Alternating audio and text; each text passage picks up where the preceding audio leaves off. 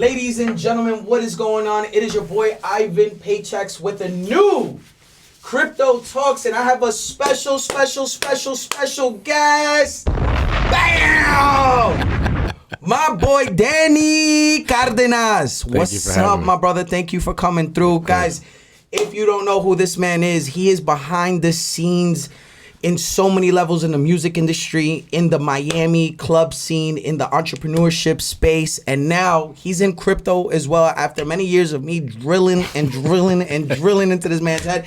But he finally, dove in because he's an entrepreneur. So today we're going to talk a little bit about everything. Sure. We're going to talk about your story. We're going to talk about your accolades. We're going to talk about your several businesses, the artists that you've helped and you've worked with. Mm-hmm. Dude, it is a pleasure to be here with you, but most importantly, bro, to have your friendship, to have your partnership, and to be enjoying this whole process, bro. You know, being in Miami, dude, and having you in close proximity and working on these projects with you. I greatly appreciate it, bro. And welcome to Crypto Talks at last. Let's give you a round of applause. Thank you for having me. You're a DJ. You wanted to be a DJ at one point. I did. Yo, Danny. What's up? What's up, my man?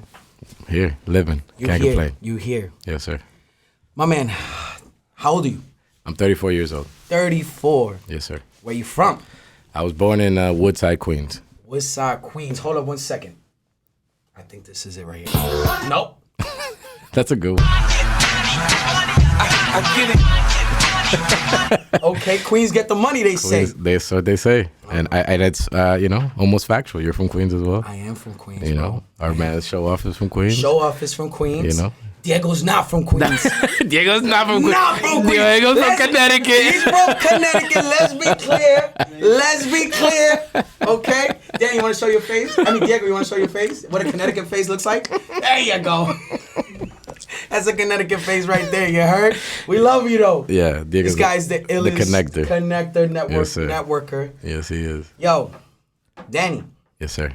My man, just real quick, let people know, like, what do you do right now, bro? Like, bro, the ITG buzzing, bro. Like, it's been, what is ITG, bro? What is ITG Miami? How do you explain that, dude? So ITG Miami is an actual old Macys building.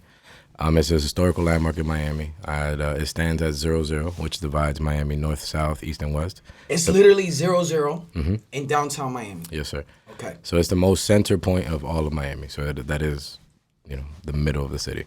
Wow. I got invited to the project. And it's the old Macys building. Yeah, the old Macys building. But prior to that, it was a Burdines. And Mr. Burdines was like a serial entrepreneur. Mr. Burdines used to be like a department store. Burdines was a department store. Burdines was a department. I think Burdines was on Queens Boulevard back in the days, right? No? I'm not exactly sure if it was in New York, but for sure they were the department store of Florida. Okay. And then when Macys expanded to Florida, they bought out all the Burdines. Okay, got you. Yeah, so that used to be Mr. Burdines building. Yeah, exactly. So he made it. He designed the building. What year are we talking about? 1932, something like that. 1932. It's like about it's 100 plus years. 100 plus years. Yes, okay. Sir. Yes, sir. Then Macys bought it. Then Macys buys it. And Macys did what with that? Macys had it as a huge department store. It was like their Miami version of the one on 34th in New York. 34th and where's that, bro? The Macys building, 34th and you from Mac? You 34th and 5th? 34th. Yeah, something anyway, like that, yeah. the Macys the big building, one in where New they do the parade. Exactly. The Macys parade, exactly. the whole nine. Exactly. So that was their south. That was their south. It was a headquarters. Exactly. It was a southeast headquarters. So they ran from North Carolina to Texas all the way through the United States out of that building. Okay. The Santa Claus was posted there. The Thanksgiving, they had a circus in the sky on the rooftop of the building. So they used to have a big Ferris wheel, elephant. Okay, they had a circus. Yeah. On the rooftop of this building. Of the rooftop of the building. What they have? A elephant, a giraffe. They put elephants on the roof of that building? Yeah, a big Ferris wheel. No. It used to be called the Circus in the Sky, like in 1945, 48, something like that. Okay. Yeah, and so that was the Macys. Macys, my partners bought the building for Macys. Macys stayed for a couple of years. Then Macys puts the big announcement that they're going to shut down their department stores, and that's the first one they shut down. And what year was that? That was in 2016, 17? 2016. 17. 2017. So recently, we're talking about 4 years ago. 4 years ago. All right, so then what happened from there? So I get a phone call from somebody that works internally, a good friend of mine. And internally? Like, and my partner's... the firm. The real estate company. Okay. Look, can you lower the AC real quick? Can you make the AC higher? Because it's going to get hot. That's what we're talking about. Exactly. That's what happens when we talk about money in this building. So I they kind of didn't know what to do with the building. Basically, it's 600,000 square foot property in the center of downtown Miami. How many square footage? 600,000. 600,000, bro. My apartment is 1,100. Yeah. So we're talking about 600 times the size of this apartment. Correct. We're talking about a massive building. Structure. How many floors? 6 floors on each side with 4 annexes on each side. So about 10 floors on each side. 10 floors on each and side. A basement. And a basement. And that basement. That basement is included in the square footage? Actually, it's not. It's considered like extra square footage or whatever. But the basement used to be a bomb shelter during the Cold War. And that same basement is where Al Capone used to smuggle his booze through. Oh, there's some history in this building. Conveniently or not, there's a portion of water that connects the Miami River, this building, and the Miami courthouse. Wait. The Miami River? Mm-hmm. What? The Miami River connects into the building from the basement. Connects into the building? Yeah. So you could break a wall and hit the Miami River? No, it's below the basement. But they carved out a hole that goes straight to the Miami River and goes straight to the courthouse. That's insane. So he used to bring in his liquor from the river into the basement, send some of the liquor to the courthouse, the politicians, and then use the rest of the liquor and spread it through the city. Wow. And that's Al Capone. Wow, dude. Yeah. The building is a historical landmark. Insane. Okay, so you got this call. Right, so I get this call. So so your partners ain't doing nothing with this 600,000 square foot old Macys historical building. They are a real estate family. Right. So they're a real estate family. They're doing well. Asset. They're doing exactly. They're doing great. But Macys leaves. Macys leaves, and it's just like Macys turned the lights off, and it was just stuck. It was just there. Right. Homeless had taken over the sides of the building. It was, not a nice experience. It was a bad building. Okay. So when I came in right away, I kind of had an idea of, I had Woodside. I opened Woodside from, obviously, me being from Woodside, Queens. I opened the restaurant. By the way, Diego, this live, I wanted to go on my profile because this will be, Okay. Repeat that one more time. So the first thing I do is I open the restaurant. You open up a restaurant. Yes. Woodside. That Woodside, beautiful Miami. Restaurant downstairs. Yes. Huge. Yeah. That we dance bachata in there. Exactly. Exactly. We had brunches in there. Exactly. Sunday events in there. Exactly. We had what kind of other events? The music, a bunch of stuff. I know, but the music awards. Oh yeah, the Billboard Awards, after parties, the Grammy after parties. We've Grammy dinners, all that stuff. And some elite people in the music industry have stepped foot in your restaurant. Yes, sir. Okay. For sure. Okay. So you open up the restaurant. Right. So that was the first step. Right. Hold on. Why did you open up a restaurant? What is your experience in restaurants? So that was actually, I consulted a lot of restaurants prior to that. Okay. I helped do a lot of stuff in Wynwood. So that's in Miami, in the Miami scene, like as a consultant, as a kind of redeveloper kind of shit. Sorry. It's okay. No. This is uncensored, baby. We raw, baby. All right. I helped do a lot of stuff in Wynwood. Okay. So I had my nightclub in Wynwood, La Garage. La Garage. La Garage. My boy owned La Garage. And La Garage was where? That was right next to? That was on 23rd Street, next to El Patio, next to 1-800 Lucky. Okay. Yeah. And you had that rocking for how long? I had that rocking for about 2 years. About 2 years. Yeah. Boom. Almost 2 years, yeah. And then you consulted? And then, prior to opening La Garage, I had consulted a bunch of other places in Wynwood. So that kind of, I learned the ropes on somebody else's dollar. Gotcha. Obviously everything's self-funded. I've never had investors, partners, nothing. I've built my own capital, invested my own money, made things happen every single time. Gotcha. So La Garage actually got shut down because of the powers that be. I was bringing. That was, you have reflections. You're like a cat, bro. You saw that? I just saw that. What do you call that? Reflex. I mean, you have cat reflex. You gotta be aware of your surroundings. New York would teach you that, right? Hello. Hello. All right. All right. So you consulted for all these places in Wynwood. Right. I opened up my La Garage. La Garage. Then La Garage gets shut down by a bunch of, people would say conspiracy stuff, but like real serious paying under the table kind of. But you learned from that. I learned 100%. Yeah, I learned that if you're not paying the right people, you're not going to, and bringing a Dominican bachata, a typical band every Sunday to an open air space. They're not liking that. They're not liking that, and I did my project with $250,000. Other guys, my neighbors and everybody else put in $4 million, $5 million, $7 million to be on the same block as me. So yeah, long story short, got jammed up, had to close that. Took the Dominican brunch, kept that alive because that's, I'm very much about culture and about, my roots and where I come from. So where you from? My mother's Dominican from Santiago, from El Rubio. Okay. And my father's from Colombia. Oh man, Barranquilla. that's a dope Soledad, mix. to be honest, to be more specific. That's a dope mix, bro. Yeah. I need to put a Spanish joint in there. I need a Spanish joint on that one. We can do this one. We can do that one. Champeta vibes. Champeta vibes. Yeah. Okay. All right, great. So we're jumping all over the place here because you've been an entrepreneur for how long?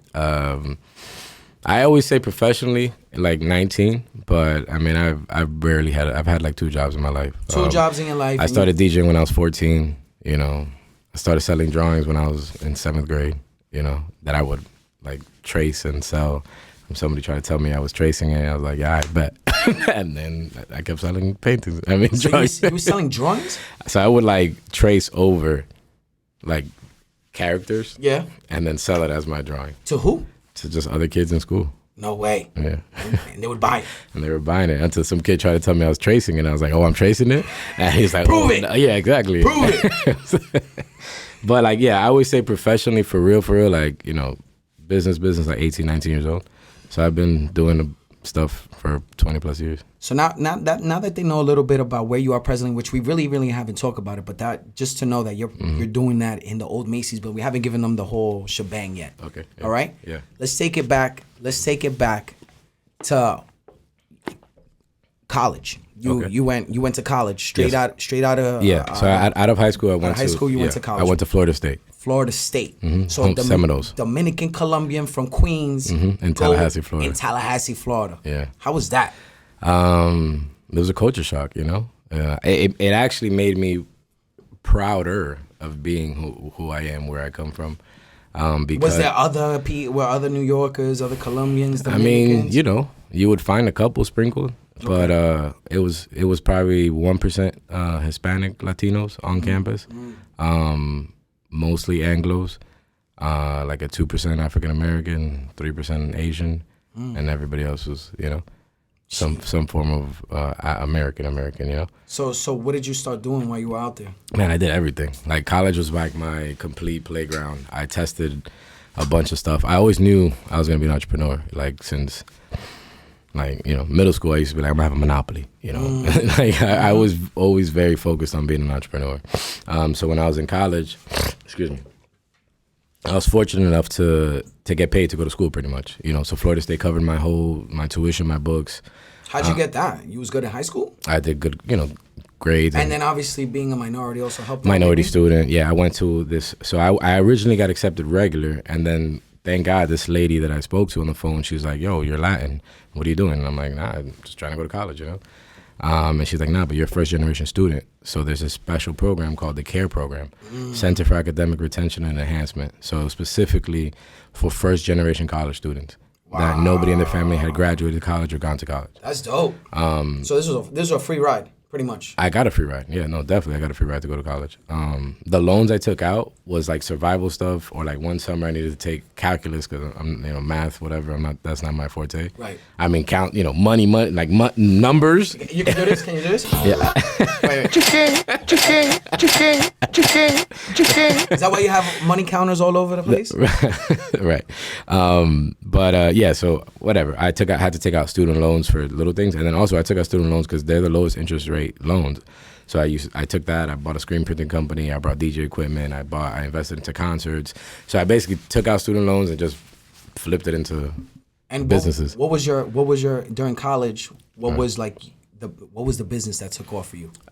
So I started this DJ conglomerate, and I had like 4 DJs. Wait, like DJ Khaled over there? Like something. Oh, no, you was like Heavy Hitters? Heavy Hitters. What was the name of it? It was called Goodfellas Entertainment. Oh, Goodfellas. That was pretty fire. Yeah. Okay. Yeah. So I taught one of my close friends, Santi, how to DJ.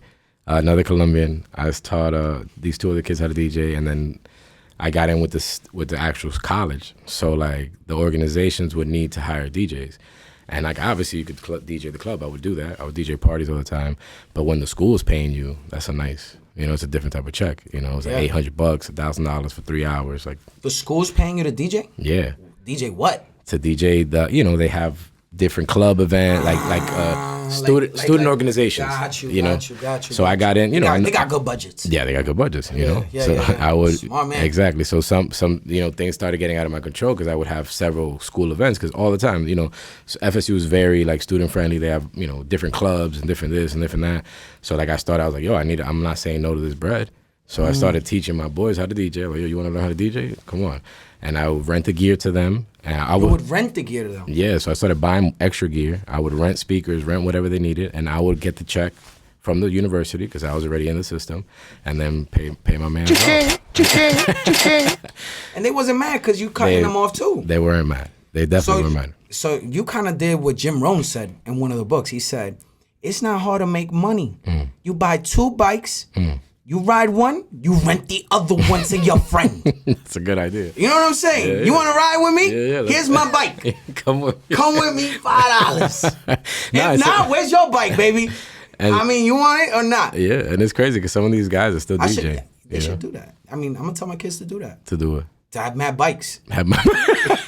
Bro, by the time your kids are older, kids are gonna be like on hovercrafts. Like, well, yeah, hovercrafts. Freaking whatever. I don't even know. Right to their friends. This ain't free. This ain't free. Their parents got life money. Ain't free. No, and where you're gonna be living at, sácale el jugo. I'm with it. I like that idea. So now you're renting the DJ equipment to your friends. You're getting the contracts. You're obviously getting a per head, and then you're cutting them off, and you still got 100%. A percentage. Yeah, and then I started doing. And you're doing this, and you have a conglomerate of DJs, and you're getting the contracts within the school programs. Plus, I had relationships with the clubs. Wow. So I was DJing like 6 nights a week. I was throwing parties, my own parties that I would DJ at the club. And then how did you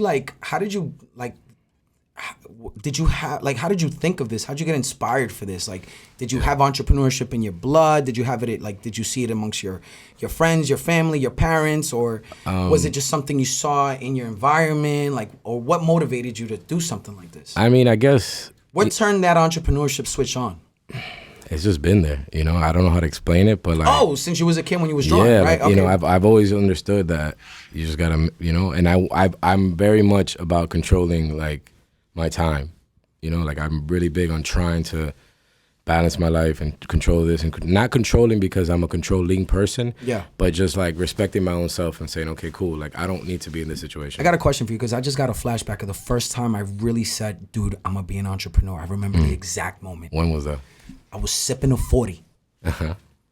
Okay? A St. Ives. The best. Yeah. and lose Dad's MPV. And we was going through the side block to the library. And I think he pressed the brakes and I chipped my tooth. Bat! It's not there no more because I put a little resin. I felt like Nas in the moment. Yeah. Godson. And then I was looking around and it was early and I just saw people going to work and I'm like, dude, I don't want to do that. Nah. You know what I mean? I'm like, I don't want to do that. And that's when I was like, bro, I'm going to be an entrepreneur. Yeah. I had my dad that was an entrepreneur for a long time. Like I would go on the van with him and go, you know, sell. He used to bring products from Colombia and sell to all the bakeries, all the and so I remember him seeing that. But that moment, I was like 14. We were probably cutting school. He stole his dad's car. We're in the MPV. I got a 40 in my hand. Chip tune, listening to music. I'm looking at the people. I'm like, oh fuck that. I ain't doing this. Schmucks. Yeah, these schmucks over here. I ain't doing that. Stay away from that. Honestly, I mean, reflecting for real, like, you know, my brother's been an entrepreneur in his own right. Okay. And, you know. Yeah. You know. Yep. Yeah. My mother's a very, you know, wise, smart woman. My grandfather was, so I didn't have a super close relationship with my grandfather growing up, but like it was like stories I would hear. Okay. So he, you know, he owned buildings, he had a bodega, he had a supermarket. In New York? In New York, yeah. In Park Slope. Okay. Which is now beautiful. Yeah, but back in the days was rough. Word. Now it's the Barclays across the street. Word. So I would hear faint stories about him. You know, my mom was always, you know, my mom was just motivating. Like, Word. my mom was like, you could do it. Like, why not? You could do anything you want type thing. Supportive. Very. And like, but not supporting like, oh, you're the best. No, like, no. Okay, like very like, you know, why can't you do it? Like, Yeah. tell you know, or whatever. It's that type of supporting. That Right. like, it puts that question in your mind. And once you get that question, it's like, it's true. Why can't I do it? Word. You know? So let's move forward. Yeah. So now you got this conglomerate of DJs. What's the next step? I had a screen printing company. Okay. So I was screen printing shirts. Were you selling your DJs the shirt for them to go to the event? Yeah, no. So they had I would. They put had my your own logo, shirt. and Yeah. would you sell that to them too? No, I wouldn't sell it to them. Okay, No, I was about to say that. That's grimy. But I would. So the same organization that we would DJ for, I would print their shirts. The Right. club, like the club. The club. The club T-shirt. The program. Yeah, you know, Black Student Union, the Hispanic Latino Student Union, Right. the Dominican Student So Association. now you're providing the shirts for the event and Right. the music for the event. And the music for the event. Wow. So I just kind of like, you know, you see a niche and I'm like, okay, I'm gonna grab it. Avoid, exactly. See the void. I'm gonna grab it, you know? So screen printing, DJing, then I started doing the club parties, then I started venturing into concerts.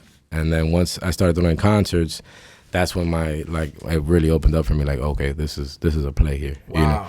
You know? We were the first guys to bring Wiz Khalifa to Tallahassee. Wiz Khalifa to Tallahassee. You were the first one to bring Wiz Khalifa. Yeah. Wow. A$AP Rocky, I was the first guy to bring him out of New York City. A$AP Rocky. Right after Peso. Rihanna's baby daddy. Rihanna's baby, crazy, right? Yeah, Rihanna's baby daddy. I met them, all of them. Yams, rest in peace. Rest in Jay peace, Sky, rest in peace as well. Ferg. 12 They all came down? They all came. All of them? Because it was the mob. It was the mob. It was the A$AP mob. A$AP mob, bro. How many of them came down? It was like 9, 11 of them. How much was this, if you don't mind me Bro, asking? I paid him like maybe $5,000. $5,000. 5,500. Plus travel expenses. Yeah, plus travel. So how much total? Yeah, but I didn't. No, not even all in. I always do all in deals. $5,000 all in. Yeah, I mean, because they got the whole squad down. I mean, because they basically spent all their money on flights. Wow. But I mean, exposure. Exposure is the mob. But he was cool. Was he lit already? It was purple. It was purple swag. They were riding the bikes. Purple swag, exactly. Right? And then Pesos had just dropped. So he hadn't, like, literally, that's what I'm saying. He never performed outside of New York City. The first show outside of New York City was with me in Tallahassee, Florida. First one outside of New York City. Period. Yeah. Was with you. In Tallahassee. These guys never got out of Harlem. No. And they got. No, you know. I know. Harlem, New York, you go to Queens, we go to Brooklyn, whatever. Right. But like literally traveling for their show was with us. And that was to Tallahassee. Then after that, we brought him to Miami. You brought him to Miami. Yeah, and then he went back, and then he's kept growing, and now he's Rihanna's baby daddy. Wow, that's dope. Nah, it's. Matter of fact, has he gone to ITG Miami? He hasn't actually. No, he hasn't filmed it. No, it'll happen someday. So now, you start doing concerts. You Right. do concerts like Wiz Khalifa. You do concerts like A$AP Rocky. Big Sean. And Mac Miller, rest in peace. Mac Miller, rest in peace. How was him, bro? How was he, bro? Really nice guy. Humble, nice Super guy. humble guy. Talented. Talented as heck. Wow. Yeah. Very Okay. talented. Now, what was your science behind grabbing these artists? Because like they sound to me like first time Wiz Khalifa came. Yeah. I mean, I would just, I would see what the cultures, what the people are saying, really. And how'd you know that? on campus talking to people. I was a DJ also, so I would kind of get songs and know who's kind of. Were you still listening to Hot 97? I would listen to all the time. No, I would listen to mixtapes. I would listen to stuff that's going on in New York. You know, the internet, YouTube, Tumblr, being a DJ. Who was your favorite DJ growing up? Man, my favorite DJ growing up, I respect a lot DJ Camilo. DJ Camilo, a lot. Fire. I grew up with. And then grew like up on DJ Camilo. You know, like the. Did you ever go to Casablanca? Oh yeah, for sure. Hello. Yeah. Hello. We was outside. We was outside, bro. That thing was packed, bro. Packed jam. I used to. Sheesh. In New York, like. Wow. I loved Queens. Like, dude, I love Queens. Dude, like, so did I. I loved La Boom's. La Boom? Yeah, La Boom. What was the Dominican spot? Jubilee was dope. Jubilee was beautiful. It felt like you were in the art. Oh God, it was like all the bro, that was the inspiration of Tulum, baby. Right. That was Tulum. Dang, you dropped bombs on that one. Bam! From Queens, baby. From Queens to the world. That's how it got started, son. Very true. Right? 100%. It was ahead of their time. 100%. No, I mean, you felt like you're in New York, and then all of a sudden you walk in, the bathroom's like the little weird, like, letrina vibe. Did you ever go to Metro? I went to Metro, possibly. Casino. What was the big, it was a huge BQE. nightclub. He knows that one very well. He knows in Jamaica. No, not so much. Amazuras, wow. But yes, that's a big one, yes. But there was another one near like the highway. The highway, BQE Casino. Casino. Okay. Come on, baby. On the other side. Yo, they don't know about that. The strip club. Right. Okay, yeah. Right around that. Yes. Perfection was the strip club. Perfection. The club. Okay. Perfection is right around. Yeah. Yo, bro.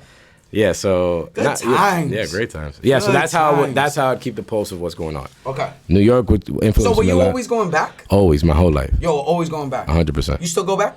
I mean, after COVID, no. No, thank you. Yeah, I haven't. I mean, I've gone back. I went back for my little cousin's wedding. If you ever go back to New York City, where would you live? To live? Yeah, I'm not saying to live full time. Let's just say you go spring and summertime. Long Island City. Long Island City? Yeah, I love Long Island City. Long Island City's like, dude, I like, yeah. What if you I was thinking, Long Island City's pretty nice, bro. I mean, in a condo, obviously. In a condo. Nice building overlooking the skyline. Or would you do like really get the New York feel and go to like Lower East Side? Nah, I don't like Manhattan. You don't like Manhattan? I've never really. I go and experiment. I obviously musically and stuff. You have to go to the city, Soho, and all that stuff. But like, I feel good in Queens. I think. When, and Long Island City obviously was trash before. Oh, I was horrible. You remember the. I'm sorry for everybody here who's not from New York. You know, but you guys are getting some history in New York City, where it all got started. No, seriously. Everything that's going on today. From hip hop, from down south, from from the fashion, everything, and reggaeton. Because come on, bro. No, reggaeton honestly is stealing a lot of New York style. Come on, this guy, Eladio Eladio. Yeah, he's dope. Dude, he's worked at the building. He is fire. He's worked in the building. I saw the video. A couple of times. He did a couple. He did like 4 videos. Fire. I love that guy's music. Real talk. Yeah, he's dope. Dude, if it wasn't for the New York stuff, like, yeah, you could say that Jamaica did influence New York a lot too. Jamaica did influence the hip hop. Yeah. So it goes full circle. Full circle. It works hand to hand, but New York was the mecca of everything, bro, 100%. for a long time. 100%. Man. For a long time. The lingo that we use now, the culture that we're amongst now, like all the stuff the kids are saying now, I'm like everything. They're like, "How you so hip?" I'm like, "Bro, I was saying that when I was saying that when I was exactly 1000%. We grew up on that. The sneakers. It's like, what are you talking about? Oh, now you're sneakerheads? Right. It was natural. You had to wear nice sneakers. Always clean. It was always clean sneakers. And something we don't have right now, which I don't have, is a clean haircut. And I do apologize because I've been busy, okay? But it's clean sneakers. You were like in Mr. Freeze yesterday. I saw you. You were like, where? Oh, you saw that? What? Yeah, I was in a Mr. Freeze from Batman. I was in an astronaut suit. That's dope. Yeah, I was taking off. That's good. Yeah. You need that. All right, so let's go. So now you're doing these major events. Yeah, so I was doing concerts. Yeah, and then I started managing. Making money. Yeah, I was making money. For sure, I Okay. was making money. You graduate college? Or you start managing what? Wait. That's when I started managing artists. You start managing from college? Recording artists, yeah. From college? In college, yeah. In college. And you're managing these Rappers, yeah. from where? So the first kid I ever managed was a kid named Rooftop. He was from Tampa, from Azerbaijan, and dope kid, good person. Now he's doing comedy. Okay. And then I started managing this group called After the Smoke. After the Smoke was like my first like big break in the music industry.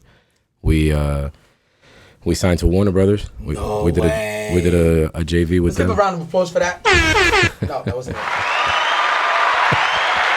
Round of applause. That's huge. Yeah. From DJing. No. From drawing little characters. Yeah. To DJing. Yeah. Silk screening. Mm-hmm.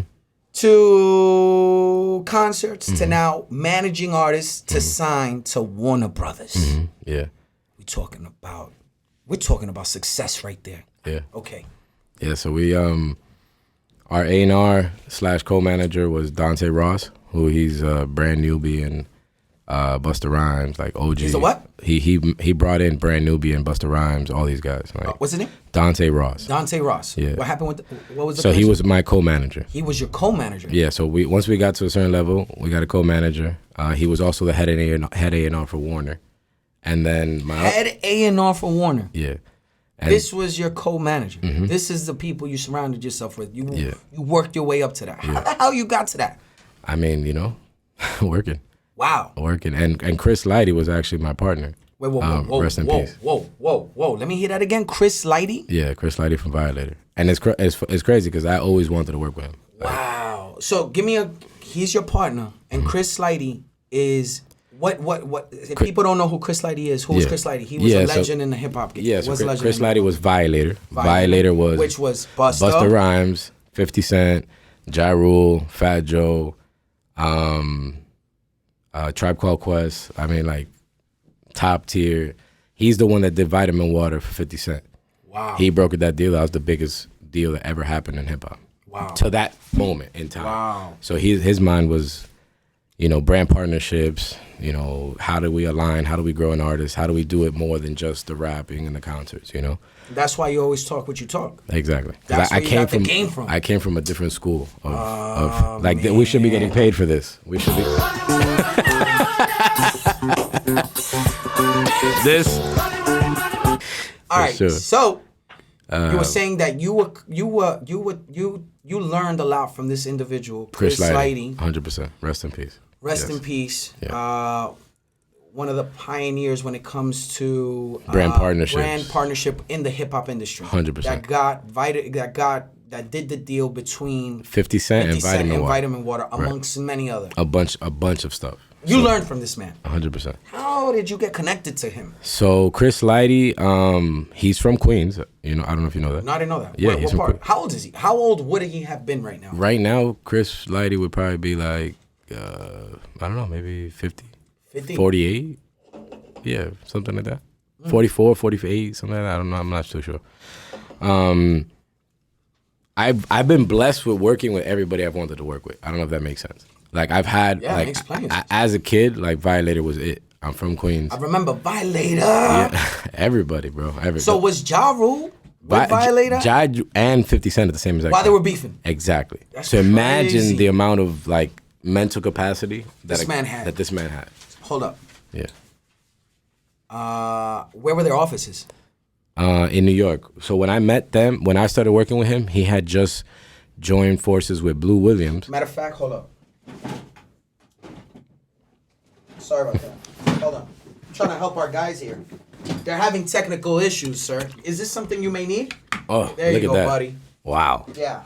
What a guy. What a guy. I'm here to help. I'm here. I'm here. I'm here to help. Yeah, I don't know where the. So we should just pause this, right? No, we're good. We're good. Okay. Yeah. It shows teamwork makes the dream work. Yeah, that's the 100% collaborative execution. 100%. So yeah, so when I met and started working with Chris Lighty, he had just joined forces with Blue Williams. Blue Williams and he's still around. He was Outkast, Dungeon Family. Like he was the Chris Lighty of Atlanta. So he brought out Outkast, he brought out Dungeon Family, he brought out a bunch of guys from Atlanta, right? And they joined forces together. So they were Violator too? No, so they joined forces. He was Family Tree. Okay. Family Tree, I believe. Yeah, Family Tree. And then Chris Lighty was Violator. They joined together and then joined this bigger conglomerate called Primary Wave, which Primary Wave is still active. I think they're traded publicly. And they came in as the urban division, basically. And they had access to everything. Coca-Cola, McDonald's, like all this crazy stuff. And that's when I started doing business with them. So when you joined forces with Chris Lighty, what was the environment like? What was going on? Like what year was this? This is around the exact year, like 2011, I want to say, or so. So 2011. Who's lit in 2011? Action Bronson. What? Action Bronson was popping right at that point. Why did you go? Oh, okay. Who else? So Action Bronson. Yeah. Action Bronson was just coming out, exactly. And Dante Ross was managing Action Bronson at the same time. Okay. He was also managing this kid named Rocky Fresh, who was signed to MMG. Okay. Who else was around? Joey Badass, Flatbush Zombies. Yeah, that whole era of New York. A$AP Rocky was coming out. A$AP was out for sure. Like I eventually had a studio. J. Cole was lit. J. Cole was lit. Yeah, J. Cole was out already. Kendrick was out already. I had a studio on 5th and 46th Street, right next to the NBA store in the Diamond District. That's where we had Black. So at this point, you was in New York. I was in New York, 100%. Yeah. And how long was this New York? How long were you in New York during this time? That stay was probably like 2 years, I want to say. 2 years. And what was the goal then? What was this goal? Partnering up with Chris Lighty? Yeah, so we were in Tallahassee, and a lot of opportunities were coming. We wanted to be in the face of the label, because that's always what you want to do, to make sure you're getting the attention you need. So we moved to New York. Obviously, I'm from New York, so I moved back to the hood. I moved back to my grandma's house. What side? And Rob, after the smoke, he moved in with his girl up there or whatever. And we opened up Black Wax, which is on 5th and 46th Street. What was it? It's still there now? Nah. Well, somebody stole our name. That's a whole another story. Okay. And he's actually still in the industry. He would come and work at my studio. Okay. And yeah. Took you back. Yeah. I mean, yeah. A lot of funny things happen. You know, throughout my I've heard that the music industry is a little funny. Yeah, it's honestly, it's not the nicest industry in the world. A lot of bad things happen in it. A lot of funny stuff, backstabbing, stealing, robbing, stuff like that. So you know what? Yeah. We leave that. Yeah. So now, you get into the music industry with one of the greats, Chris Lighty. Yeah. So Chris Lighty's situation with Warner. We have a studio on Fifth Ave. Chris Lighty ends up dying, while like in that whole process. While you're partnered up with him. Yeah. Wow. Yeah, and I say dying because I don't know. People at that point were, it was written as a suicide, but it's a very gray area of that. Obviously, I remember that news. Yeah, so not something that's neither here nor there, because that's not something I should be speaking about anybody. But yeah, so I say die because that's how I understand it. And I actually got the phone call from another big music guy, Mike Herrard. Who he's family. I've kind of looked at him as my whole life as, okay, that's a music guy I want to be, follow his footsteps. He's from Queens, Sunnyside, which is right next to Woodside, which I used to be in all the time because my cousin lived in Sunnyside on 46, and I would go to New York and go from 65th to 46 and Corona. And that was like my trifecta of neighborhoods. So now you're around all these greats, and Chris Lighty dies. This is the reason why you moved back to New York. You have the studio. You got things going on. What do you do now? Now we keep moving, and my partner and I have a big clash. He started doing things that I didn't really agree with, and he also, things happened. And I pretty much ended up with nothing. Sheesh. I had to, I lost everything pretty much, so we had everything in one business account. We had a silent investor at that point that came into the studio with us, hooplas, hearsays, all these other things happened. And he sided with other people, and he was also doing things that I didn't agree with. So I kind of felt it coming, and then it happened. And, for me not to do anything illegal or harmful to him, I just walked away from the situation, you know, forced out of the situation, but I also then just, you know, wrote everything off and said, yo, I have no, you know, stake in this. I have no legal rights to this, and I'm out of here, you know. That's crazy. Yeah, my wife had to buy my ticket to come back home to Miami. Your wife? Yeah, my wife now. She was my girl at that time. Bought your ticket to come back to Miami. Yeah, I had no money to Miami. Period. Nothing. That's insane, dude. Yeah. And would you say that you were on track? You were doing good. Like things were on the up and up. Yeah. We you know, we were gonna drop our first project with Warner. We had budgets allocated. We had things ready. You know, we had a recording studio on 5th and 46. We had ASAP recording in there. Ari Lennox, who's on Dreamville, she was working there with the guy that eventually stole the name Black Wax that he works under right now. Who else? I mean, yeah, we would have a bunch of dope guys coming through there doing photo shoots. We were doing music videos for people because my partner was like a creative. You know, he would record, sing, film, graphic design, the whole 9 yards. So, but you're making your dream come true. Yeah. You know, like everything is coming together. You're partnering up with the greats. You're you know, you're growing. For and sure. then all of a sudden, Boom. Yeah. and you're back to zero. Below zero because I had student loans at the time. How old are you at this time? I was, man, I'm bad with like time frames. Okay, no worries. But like 20 something. 20 something. Yeah, 20 something. You come back to Miami. Yeah. What do you start doing? Well, I didn't want to get back in the music industry at all. I wanted to focus on marketing and business development.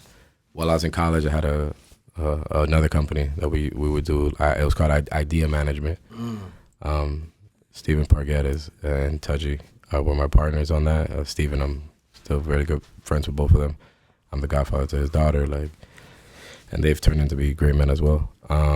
So I've always business development, helping people with ideas. That's like I love that. That's what I love to do, like help people execute on their ideas. Because for whatever reason, I know how to just map things out, and I know how to make the plan and stick to it, and then go little by little to get to where we need to get to. So when I came back to Miami, I didn't want to go back into the music at all. I was done with it. I had seen so much. I had, had my heart ripped out of me, You know why yo, bro, like, as you're talking about this, like, I reminisce about my own story because, bro, it's been a journey. Yeah, sure. Will Smith says it. He's like, yo, fail forward. And that's literally what I've done my whole life. Fail forward. Even, not only in business, but also in my personal life. Yeah. And, dude, I think that's the sign of that you're on track. Yeah.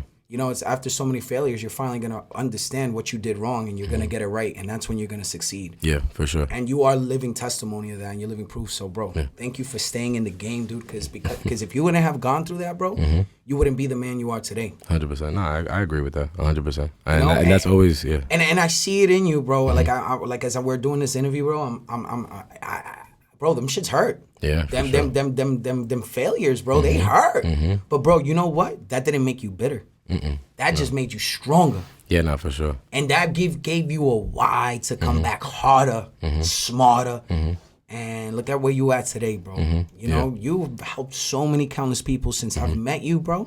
I've seen you just extend your arm, extend your heart, extend your home, extend your knowledge, extend your network, extend your knowledge. Yo, bro, I just got to give you a round of applause and give you your flowers while you're here, man. Thank you. Appreciate you. Thank you. Appreciate it. For real. Thank you. I know it, and I've witnessed it, and I've seen it. We have somebody in the room right now that you're helping every single day become a better version of himself. Yeah. And you do it out of principle. Yeah. You do. You know what I mean? 100%. I've seen you help so many individuals. So you're back to Miami, square one, zero, sub-zero, and then now what? The ideas. Yeah, so, I try to get a couple of gigs consulting people. I was also obviously beat up. I was, sad. And then I started trying to just get jobs, But at that age, I think I was like 25, 26 or something like that. My resume was nothing but owner, founder. They wasn't trying to hear that. They weren't trying to. You had to change that up to manager, supervisor, and director. And I was taking interviews, and I was seeing, going, looking, whatever I could find, because I'm a doer, Yeah. And I couldn't find a job, bro. I couldn't find a job at all. Very similar to me, bro. I couldn't find jobs, dude. I couldn't find a job. And then how did it happen? So I do this church retreat, and this guy that I never saw again tells me, "Yo, I know a dude from the music industry," and I'm like, "Bro, not again." But at that point, you know, I was stuck, you know, and I start talking to this one dude, whatever, very successful businessman. He has a little bit of a label. He's trying to figure it out. He has a bunch of industry sharks around him, you know, just milking him for his money. So I'm like, man, you know, I don't want this guy to just get abused and used. Let me get into the situation. We come up with a payment structure, and I build him his label. And with that put me back in the game. But that was in the Latin side. Obviously, Miami's pretty much the Latin capital of the music industry. Okay. So that puts me back in the music industry. And you met this man in church? No, I met some other guy that knew him in church. And introduced me to him. I called him, whatever. And from there, I was with him for like about, I want to say like 4 years. And we had Locos por Juana, who's a Colombian band. We had El B, who's a Cuban rapper, who his first album with me involved and everything here in the United States, we got Grammy nominated. Yeah. Well, Latin Grammy, sorry. But that was a big, you know. That's big. That's still huge. Yeah. Is Latin Grammy still Grammys? Yeah, for sure. It's okay. Grammy. Yeah, for sure. Okay. And that was, you know, I helped that whole project, the marketing strategy, the putting the songs together, the producers, the whole 9 yard, everything about it. So that was, you know, that was a cool experience for me. Locos por Juana, I helped them tremendously. You know, we started doing national tours, big features, big albums, the whole 9 yards. You know, that kind of got a little bit iffy with the investor guy, because I'm about the right thing always, you know. And when the artist is getting beat up or the person is getting abused or however the dynamic works, like my being doesn't allow me to be a part, you know, because even if you're quiet, you're still a part of it. A part of it, and your silence is your compliance. So you're kind of agreeing with it at the end of the day. And I'm not that, so I'm very vocal. Even if that, you know, don't bite the hand that feeds you. Like he forced me to start a company, which is Intro to Greatness, which is what I was gonna form regardless. But to pay me taxes, whatever, he's like, yo, just start your LLC. I'll pay you through the LLC. And that obviously, that wasn't my only client. By that point, I was already moving to Miami again, blah blah blah, building, consulting, doing all this other stuff. And he was just not treating the artist right. And I'm about the artist. I'm about the person, you know, first and foremost. So I would start having fights, arguments with the investor of the label, and defending the artist, both the artists. Kind of like a Damon Dash. Yeah, I mean. You ever met him? I met him once. I met Damon, yeah. And we also had Osmani Garcia, which Osmani Garcia was El Taxi. I don't know if you remember that song. Yo la conocí en un taxi, en camino al club. Yeah! So I was managing him. No way! Yeah. Where was he from? Cuba. Oh, wow. Yeah. That was a good song. Yeah. Did he come out with anything else? He had a couple of hits. He did really well, honestly. Okay. He did really well, but then again, you know, the game game made him up. So now you're moving around. Really? Yeah. The game eats up a lot of these dudes. A lot of these dudes, you know. So what's the percentage of artists, bro, that really make it? Low, right? Very low. Because even the guys that you think have made it, they're really owned by somebody else. And then like how many people could own one artist? 99 people can own. No. I mean, how many people can you put on an LLC? 99 people, right? 99 people. I got 99 proms. But that ain't one. That's for sure. Okay. So long story short, boom. we start clashing. Right, and I told the guys, this is what's gonna happen, and you're gonna have a clear choice. Either you're gonna have to stay with the money guy, or you're gonna stay with Danny, and Danny's gonna keep doing what I've been doing for you. And of course, people, they choose the money. They always choose the money. And wait, but wasn't there like I heard once in an interview. Oh, it was T-Pain that offered one of his artists and said, look, I could only give you $15,000 and I promise you to give you a career. Or you could go that way and catch that big advance, but you on your own. Exactly. That was Akon. I just said that. Yeah. Didn't I just say You that? said T-Pain. But T-Pain and that was Akon, That no, was that's Akon. all family. They're all from the same Okay. convict music. It was Akon who offered T-Pain that deal. Right. It was Akon that offered T-Pain. And did T-Pain take it? T-Pain did not accept a multi-million-dollar deal because Akon told him to take this deal. Okay, so Akon offered that to T-Pain, and T-Pain let go of a multi-million-dollar deal to work with Akon, and Akon made T-Pain who he is today. That's monumental.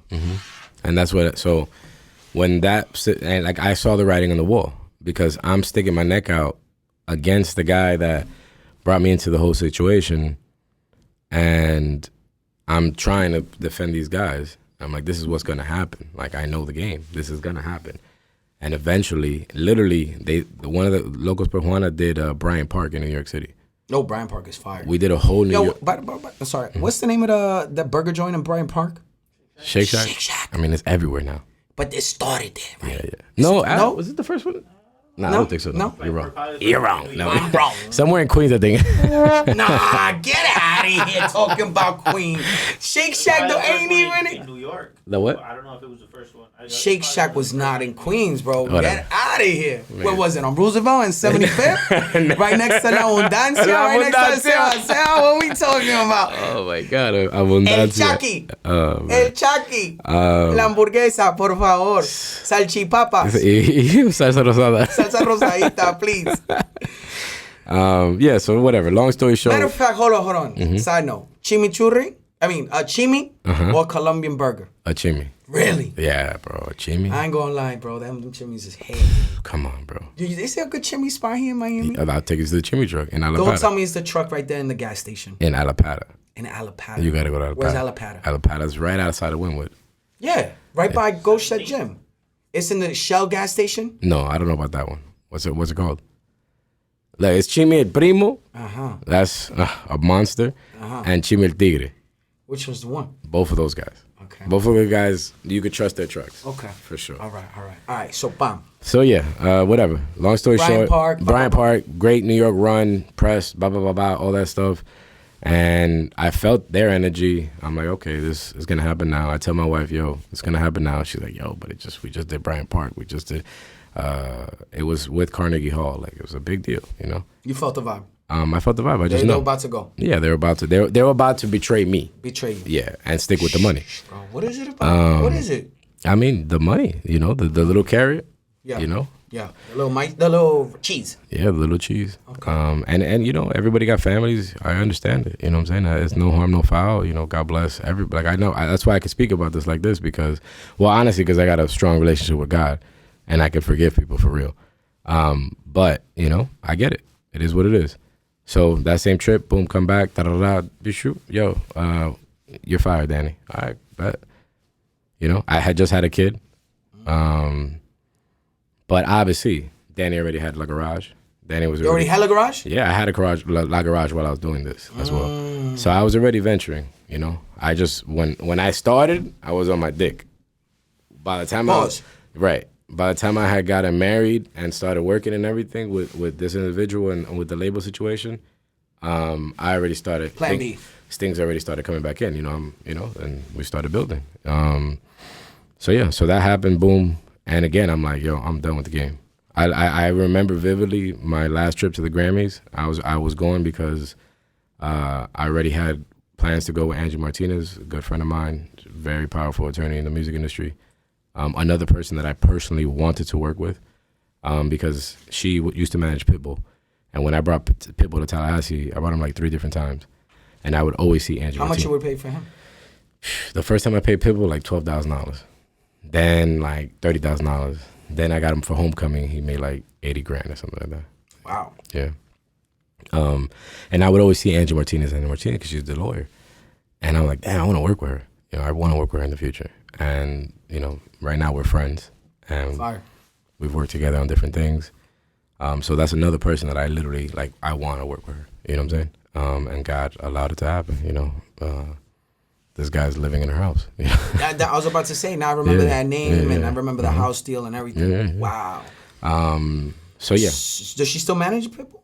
No, she's not with Pitbull, but Okay. she represents Ozuna. She represents Luis Fonsi. Luis She represents, bro. She's a beast. She was just featured again on like the most powerful women in the music Shout out industry. to Angie Martinez. Yeah, 100%. It sounds like she she gets somebody. She gets somebody. Hold on. I gotta figure these ones. No, that's not the one. Yeah, that's the one. Okay, now I know. The blue.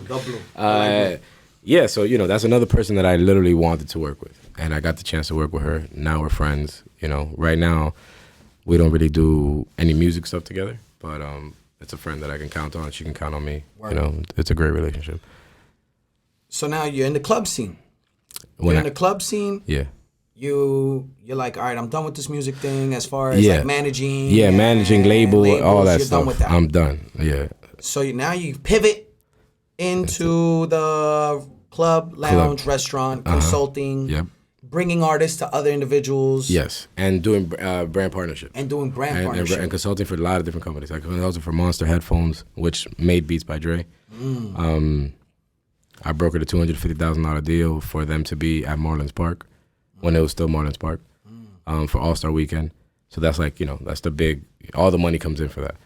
Even if the Marlins are not the best baseball team, All-Star Weekend, all the brands are paying because they know All-Star Weekend is going to be seen nationwide, So I was working with No Lee, a very, very smart guy, super amazing guy. He has more patents than IBM. Wow. Yeah. The guy that made Beats headphones, Monster cables, like billionaire human being. So I was consulting him personally and his company, which is Monster. Okay. I've worked with a bunch of different brands in that capacity, Jack Daniels, Hennessy, so on and so forth. So do you work with the brands or do you work with the outlets? Obviously, you work with the outlets as well, but like, do the brands reach out to you and say, "Yo, listen, we're trying to do a campaign"? Yeah, exactly. Put me into the right places. Exactly. Build me a campaign. Build me spots. Build me activations. Exactly. Yeah. So the brands, I either have a relationship with somebody in the brand, or I know somebody that owns the brand, or I get something like that. And all that's been built through the years of networking, good relationships, clean face, good relationship, all day. Powerful. I try not. I treat people good. That's what I try to do all the time. I treat people good. I'm very fair. I'm very giving. I'm very, transparent, and that has kept me just afloat with all my relationships. I can go back and call a guy from 10 years ago, and he might owe me money, but he'll still, wow, whatever. Gems right there. But like I don't burn a bridge. I don't believe everybody that says, "Oh, this is saying that I really don't like." It says that, "May the bridges I burn light my path," something like that. May the bridges I burn. May the bridges I burn light my path. Light my path. Right.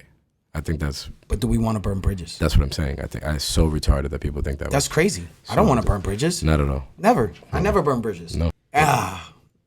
Yo, you ever watch the fucking? I don't think you've ever watched the. You ever watch pranksters on Instagram? Pranksters? Yeah.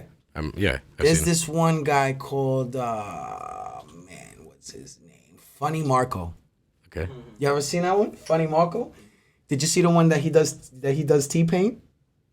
He's like, yo, he makes believe he's the producer of the podcast. Okay. So then he goes to T-Pain. He goes, all right, I'm the producer. Nice to meet you. T-Pain says, hey, nice to meet you. So they start the podcast, and then he comes back. He's like, T-Pain, do me a favor, put your chains in your shirt. Because the chains are just, we can hear it a lot. We can hear it a lot on the mics. And T-Pain goes, these chains. He's like, yeah, I need you to put it in your shirt. And then T-Pain goes in the shirt. He puts it in the shirt. And then they go again. And then Funny Marco comes back out. He goes, can you not, I forgot what he said. Oh, don't talk so loud or talk this way. Bro, kept interrupting the whole fucking podcast. And T-Pain's like, who the fuck is this guy? He looked like a Diego looking guy, right? No. You see legs crossed and everything. Similar. All right, so now let's talk about, all right, so now you're in the, so talk to me about the transition from the music game to now the restaurant, brand endorsement. Now you're in this whole Miami scene, you're in the Wynwood scene. You're in the up and coming Wynwood years. Sure. Yeah, for sure. So now you're catching Wynwood before it was Wynwood. Yeah, I mean, now it's like corporate 500 Wynwood. I feel like Wynwood's gone through like 4 different phases. I was in phase 2. So phase 1 was like the first guy, Koyo Taco, opened up the second little bar or whatever. Phase 2 was like the patios, like more established places. And then now phase 3 was a couple years ago, and now phase 4, you got a Foot Locker and a Bank of America inside of it. There's a Foot Locker? There's a Foot Locker. Where's a Foot Locker? And Foot Locker on right by the Mexican spot. And right next to the Labo, right next Yeah. There's a Foot Locker, like a corporate Foot Locker. Yeah. So I mean, that's it, you know? Wow. Okay. Now, so money, like this is good. This is like a come up. What is yeah, it? no, I mean, you know, we've done well. You know, I'm not saying that, you know, I'm not Bitcoin Poppy, but we are, you know, we've done well. You know, my wife is a stay-at-home mom. No, but I'm talking about then. Oh, was a good business decision. It was a good venture. 100%. Yeah. I mean, owning a nightclub in Wynwood and in that specific space, on 23rd Street, no crazy Jewish investors. You know, respectfully, not because of nothing bad about Jews, but no big money guys. Just I had one other partner, Venezuelan dude. So it's just you and him. That's it. Running this. Yeah, running doing it. Yeah, 100%. Wow. Yeah, and honestly, we started the trend. Like we really started the trend. Like the indoor space. That was what Centro is. Centro's tent is my old tent that I sold to them. Wow. And Centro's now a multi-million-dollar nightclub. You know. Yeah. Not to be in their pockets or Respectfully. nothing, respectfully, but yeah. So so we started and I had the Airstream, the outdoor space. So what Dirty Rabbit looks like, what Centro looks like, what Miami is my old spot. That's where I used to be. Miami. Uh-huh. That's your old spot. Yeah, exactly. That's a fire spot. Yeah. That's a huge spot. Yeah. All right. Wow. Yo, let's give you a round of applause for that one. Good stuff, bro. Yeah. So that's history right there. Yeah. Nah. So you've always been ahead of your time. I mean, I really think, you know. I like to think. A lot of people don't like to think anymore. You know, they just, what's going on? I want to be a part of whatever. Like, I like to sit, you know, premeditate things, make the strategy, then go towards that way. So now, once again, you have a surprise. You have a failure. Yeah, Another one. Yeah. Bam. Boom. Get smacked in the face. Blown bazooka to the face. Bazooka, pow, pow, pow. Like a bam. Right. 100%. So now you got to reinvent yourself. Yeah, and keep going, you know? And keep going. So yeah, now like to this day, my wife now can talk about the garage. Because that hurt so much. It was hurting. Of course. So, dude, you had the first blow. Pause. Now you had the second one. Sheesh. And I've had a couple in between, too. In between. Yeah, for sure. Yeah. Okay. Yeah. You open up Woodside. Yeah. What do you call it? Woodside, Miami. Woodside, Miami. Yeah. Woodside, Miami. Beautiful. You spend mad guap on it. Because I remember, bro. Because this is where we met. We met yeah. when you was starting this spot, and I was super happy for you. And we, you know, I was like, bro, I want to invest. I want to do it. Like, bro, this is what I want to do. Blah, blah, blah. And then I went to you, and I'm like, yo, bro, I want to get into traditional business again. Right? Yeah, for sure. And then now you open up Wynwood, Miami. Woodside, Miami. Woodside, Miami. Yeah. And then COVID hit. Bam. Bam. Another bazooka to the face. Another bazooka to the face. Like, when are the bazookas gonna stop? Yo, curveballs. Cold world. Yeah. It's a cold world. Come on now. Yeah. But we keep freaking going. Yes, sir. Do we not? 100%. Do we not? Yes, sir. So then now you do this Miami, you do Woodside, Miami, there in downtown Miami where nobody's at. Nobody. Just bums. 100%. You're a bunch of bums. A bunch of schmucks. You're a bunch of schmucks. But you see something. You're like, damn, this is mad close to Wynwood. This is going to start trickling over here. Yes, sir. And I liked, you know, I always like history. I always liked history, not from the stories that they fed us in school, but the fact that history can just teach you things if you look at it from that perspective. Not, Christopher Columbus was the first, and just memorize things. But so history, like... In general. History, like, that, like, bro, downtown Manhattan was nothing. Remember that? Of course. Times Square was terrible. Times Square was horrible. Yeah. Crackheads, the peep shows. Yeah, the 42nd Street, the peep shows, the peep show. XXX. Yeah. All over. It was crazy. Drug, sex, and rock and roll. All and day. cheap rock and roll. Oh. Do I have something here for that? That sounds like back. Yeah. You know what I'm saying? Yeah, there was a lot of that going on around there. Yeah, for sure. Man. So now you go downtown. Yeah, so I go to downtown. You do the Macys building. Did you know the history of that building before you got in there? So when I got the phone call originally, I didn't. But by the time I went to visit it and do the first site visit, I'm like, okay, I know what this is. And not because I'm a genius, I don't know. But the first time I walked the building, I told the guys from the conglomerate what I was gonna do. And I told them I'm gonna build a restaurant here, I'm gonna build a nightclub in the back, and then I'm gonna turn the rest of the building into a production studio. You told them all that? Right away. Immediately? The first time I walked in. And I was like, I'm gonna connect these two. But you didn't even know COVID wasn't even happening. Was No. COVID? No, COVID this was still in. No, it wasn't Was still at the in the lab. In the lab, what can we add to make it worse? What can we add to make it worse? Oh, we wanted to spread everywhere. Right. Get them all, baby. Get 'em all. Yeah. So it was still in those things. For Still sure, in yeah. those things. Yeah, that was 18, I want to say. 19, something like that. Boom, you put your money in. Yeah, 18. Your 18. money. My money, yeah. Your money. Nobody else's. Nobody else's money. You make it nice. Yes, sir. You ready to start dancing bachata in there. Every Sunday. Every Una Sunday. vaina bien. Una vaina bien, dime. And then llega el COVID. There it goes. Oh my Bam. God. Yeah. Bro, another one. Yeah, for sure. Holy moly. Yeah. Let's give it up to you, bro. I can give you a round of applause, my friend. Sheesh. Yeah. Now, you're like, what am I going to do? Yeah, for sure. So what do you do? I turned the rest of the building into a production studio. And that has been very successful. What year was this? This is, so I had the intentions of doing the production studio. I had reached out to, in between that, I also put a movie theater inside. It's called Night Out Theater. Okay. Right now, they're on 14th Street. Okay. He has a drive-in movie theater. Okay. Naib Estefan. Cool ass dude. Who's that? Gloria and Emilio Estefan's son. Oh, wow. So we had a movie theater, 35 millimeter movies. Wow. Playing inside of. And he still has that? Yeah, so we were inside of the back where the club is. Right. And then my cousins in Spain and everybody out there started saying they're shutting down movie theaters when the COVID thing was buzzing. So I'm like, yo, they're gonna shut this down.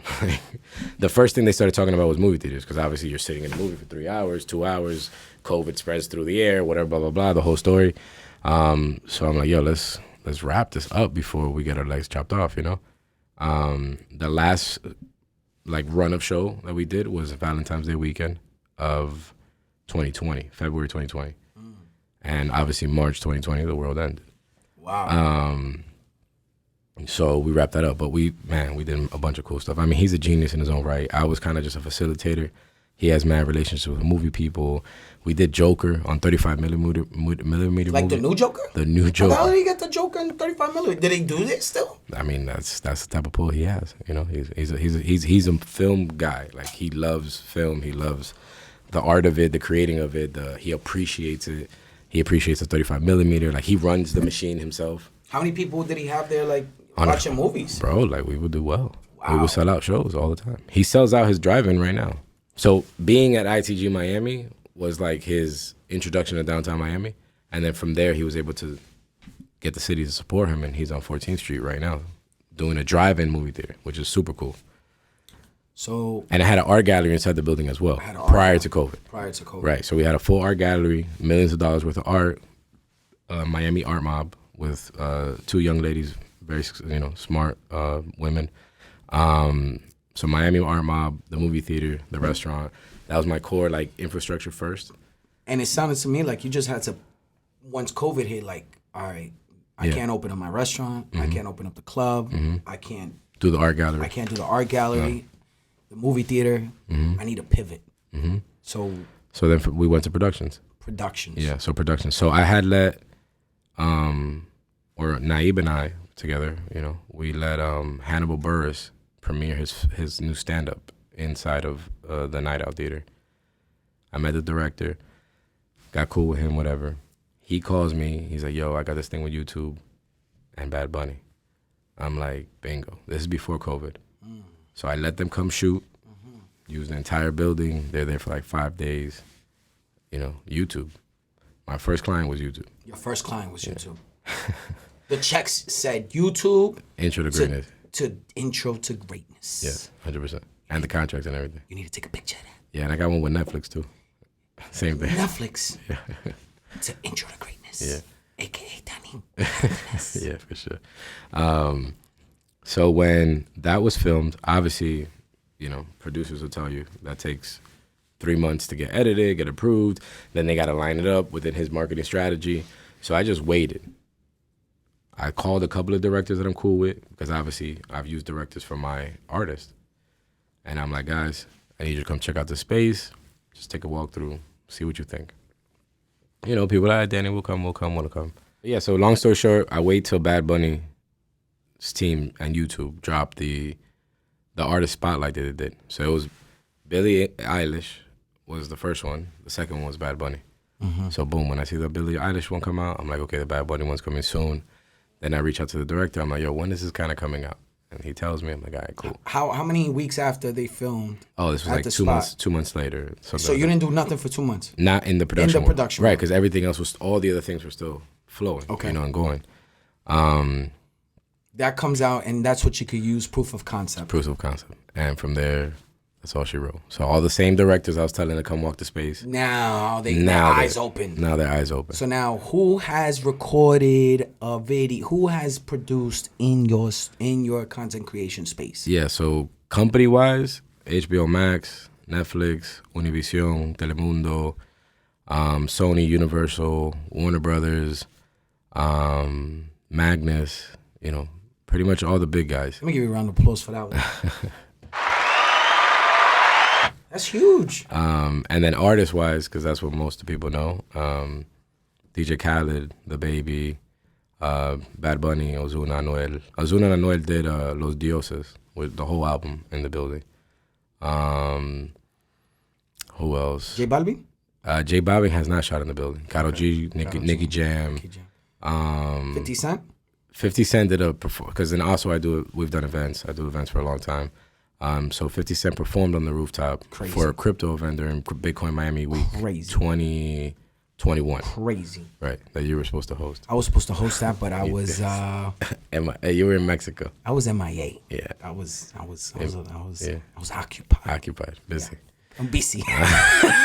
Let me give me a round of applause. Which till today I regret not being and hosting that 50 Cent event because, you know, it's okay. Come on. There'll be several. There'll be so many more. There'll be several more.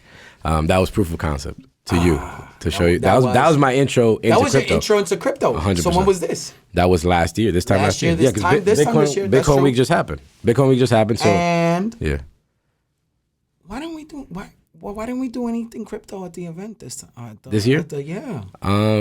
I mean, it's just been, we did the NFT project. We did the NFT project. We're kind of restructuring everything. We're coming back together. You know, the gang is back together. The gang is back together. I'm back in Miami. Yeah, you're back in Miami. I'm in Miami this time. Yeah, so, you know, we'll catch another one. Okay. It's all good. Okay. And that's where you met the mayor of Miami. That's when the mayor of Miami came to the building and was like, I love what you're doing here. I love what's going on. Right. And yeah, that was a great night. And you got introduced to like altcoins. Yeah, to a couple altcoins. Yeah, we launched the NFT of Celia Cruz. You launched the NFT of Celia Cruz. That was like a year ago. That was a year ago, yeah. That was ahead of your time again. Yeah, for sure. Okay. That was before like the craziness of NFTs. Right.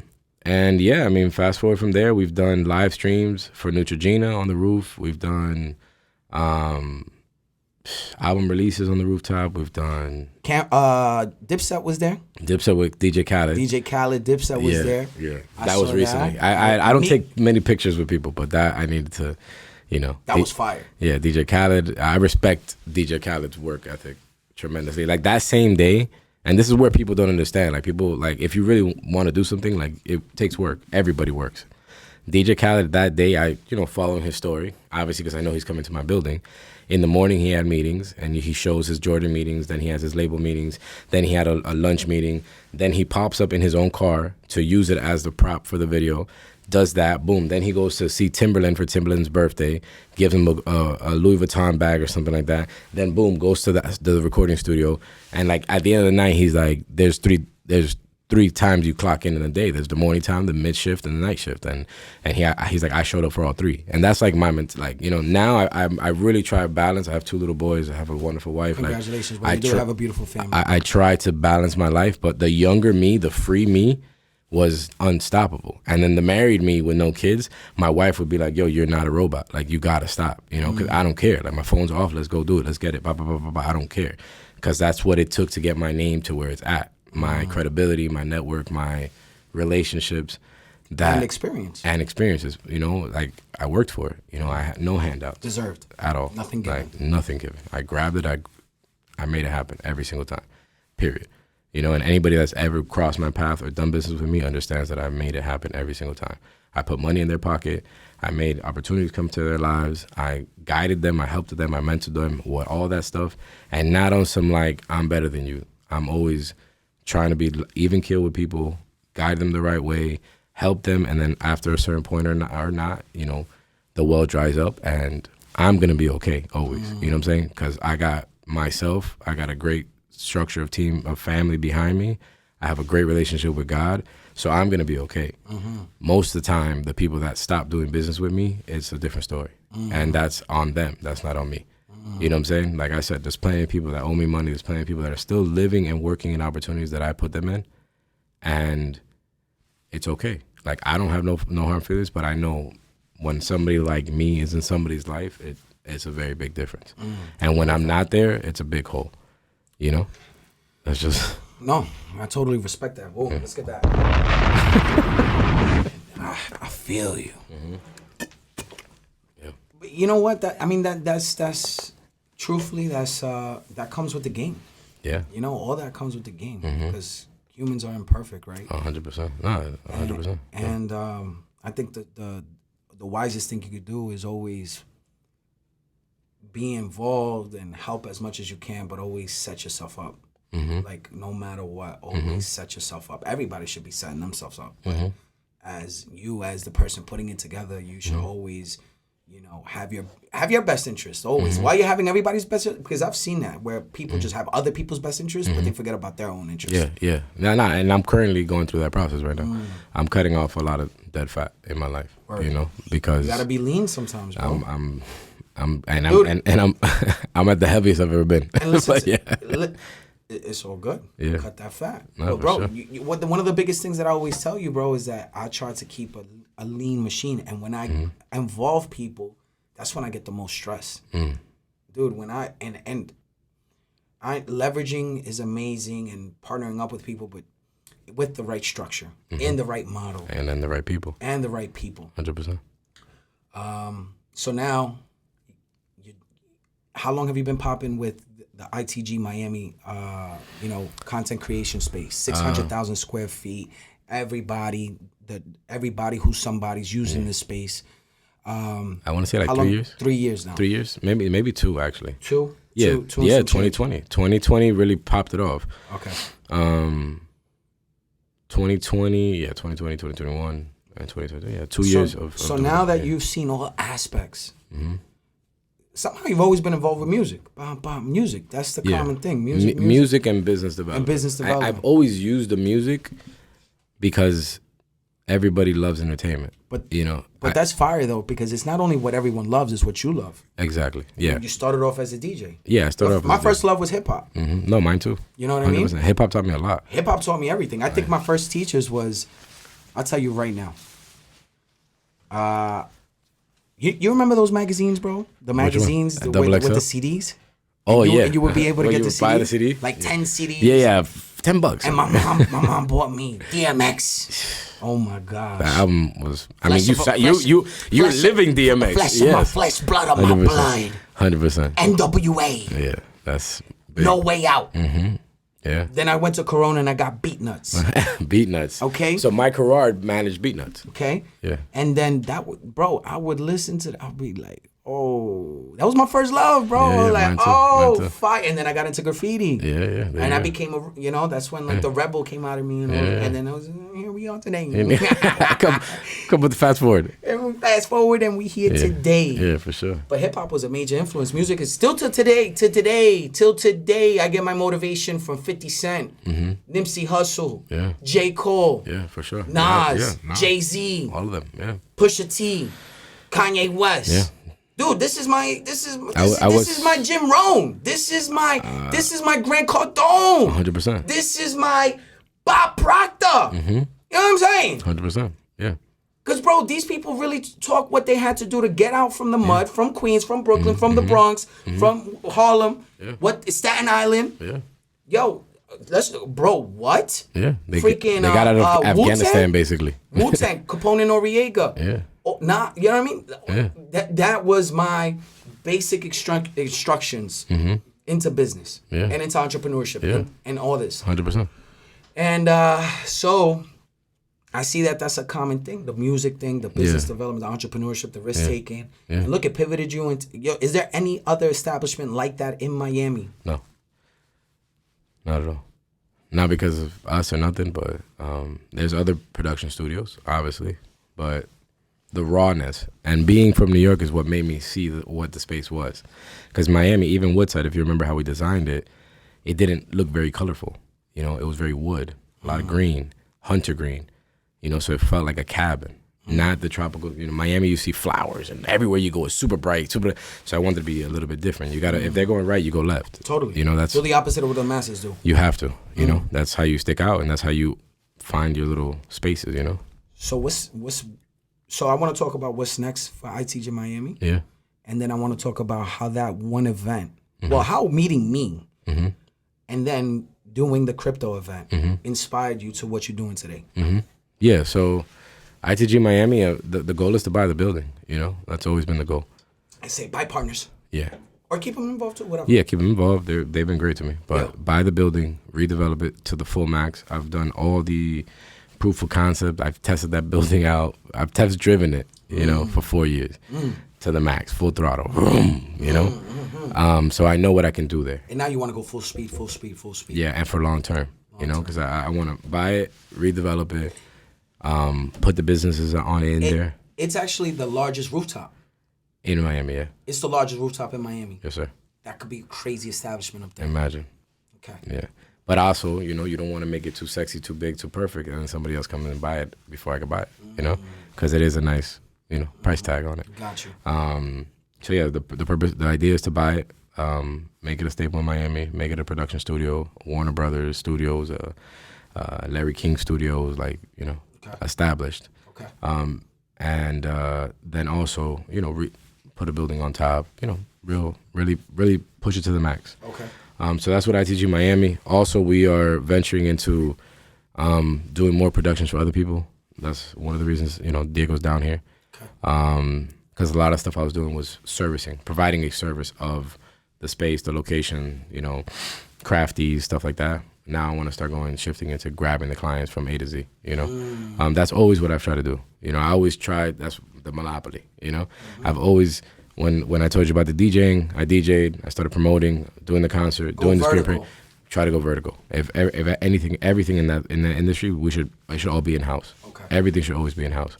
Because then if one person's not working right, boom, he's out, you put somebody else in. You know, but we still have the structure, we still have the machine, we still have the equipment, you know? Gotcha. So that's always what I try to figure out is how to make that A to Z work. Crypto. Yeah, you've been on my ass about that, you know? And I obviously see how it worked for you. My story, my journey has been traditional business, you know? Brick and mortar stuff, restaurants, nightclubs, consulting, hair salons, consulting, co-working spaces, consulting, business development, investing here and there, whatever. Obviously, the artist's stuff is very creative, very whatever, you know, music driven. Your path took you somewhere else. And I've always admired the fact that you took that risk and going into that new space early and that it's paid off for you, obviously. So I'm one to like to learn about it before I jump into it. And then I also have my monies tied into things that are, you know, leases or whatever. because outside of ITG Miami, I have other things going on, you know. But with the crypto space, I took a journey with an artist that I was working with for a little while, Scott Marcy, and we jumped deep into the NFT space and meeting, traveling, LA, New York, Vegas, blah, blah, blah, meeting the players. And then I started investing. I'm heavily invested in Casino Coin, which is a new coin coming out, you know, partnered with casinos, digital casinos, then in-person casinos. Unfortunately or fortunately, people love to gamble. Casino Coin is going to be the token of choice for gamblers. Kind of like the reward system that like the Hard Rock has or whatever, that my cousins all use. They get sweets and stuff. Now, is it already in exchanges? It's in exchanges. Okay. Yeah. And it's going to go into a really big exchange really soon. Okay. Into Binance. Okay. So yeah, I invested into that heavily because the Bitcoin wave, I missed it. You know, obviously you say you invest anyways every day, whatever. I'm into Ethereum. I'm into Casino Coin. That's kind of where I felt comfortable in. Okay. And you know, I've done a couple of NFT projects. I've done a lot of crypto consulting. Because at the end of the day, what I've really learned is business development. You know, that's what I'm really good at. And when you can shift that, I can sell water, I can sell chairs, I can sell microphones. Because at the end of the day, good business is good business. And that's what people forget. And contacts, relationships, the know-how. The know-how, and how to bridge those relationships. And when new markets come up, how do you go into those new markets, learn it, use your same skill set, add a couple of layers to it, you know? But what I've noticed is that there's a very good synergy between there has been and there will continue to be a good partnership between music, artists, and the crypto NFT space. I think that that's what you were trying to connect at this moment. Yes and no. I'm also, you know, highly considering just not doing the music industry anymore. Again, okay. Yeah. I mean, it's it's you know, you're dealing with human beings. Humans do things that, you know, at the end of the day, a machine. That's why things are going to AI. Yeah. Because humans mess things up. You know, we mess up the world. We mess up society. We add things, poisons, to situations. It's not, God didn't intend it that way. So let me ask you a better question. With your experience and what you see now in the crypto space, where do you see that?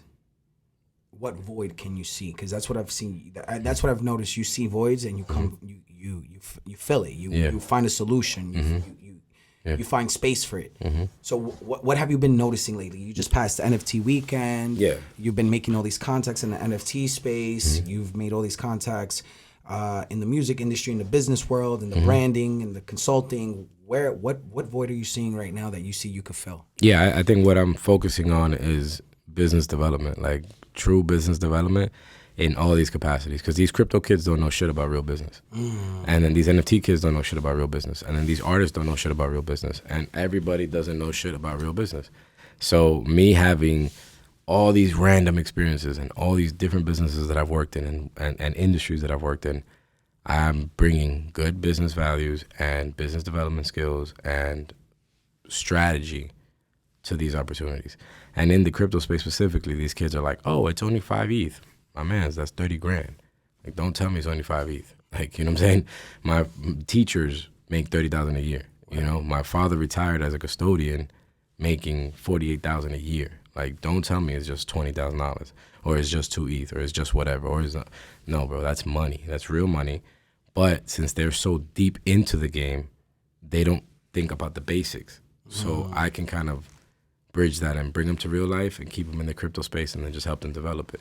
You know, so that plus the leverage where NFTs are really going to go. And where's that? Real estate, cars, music, film, every industry is going to be tapped by NFTs.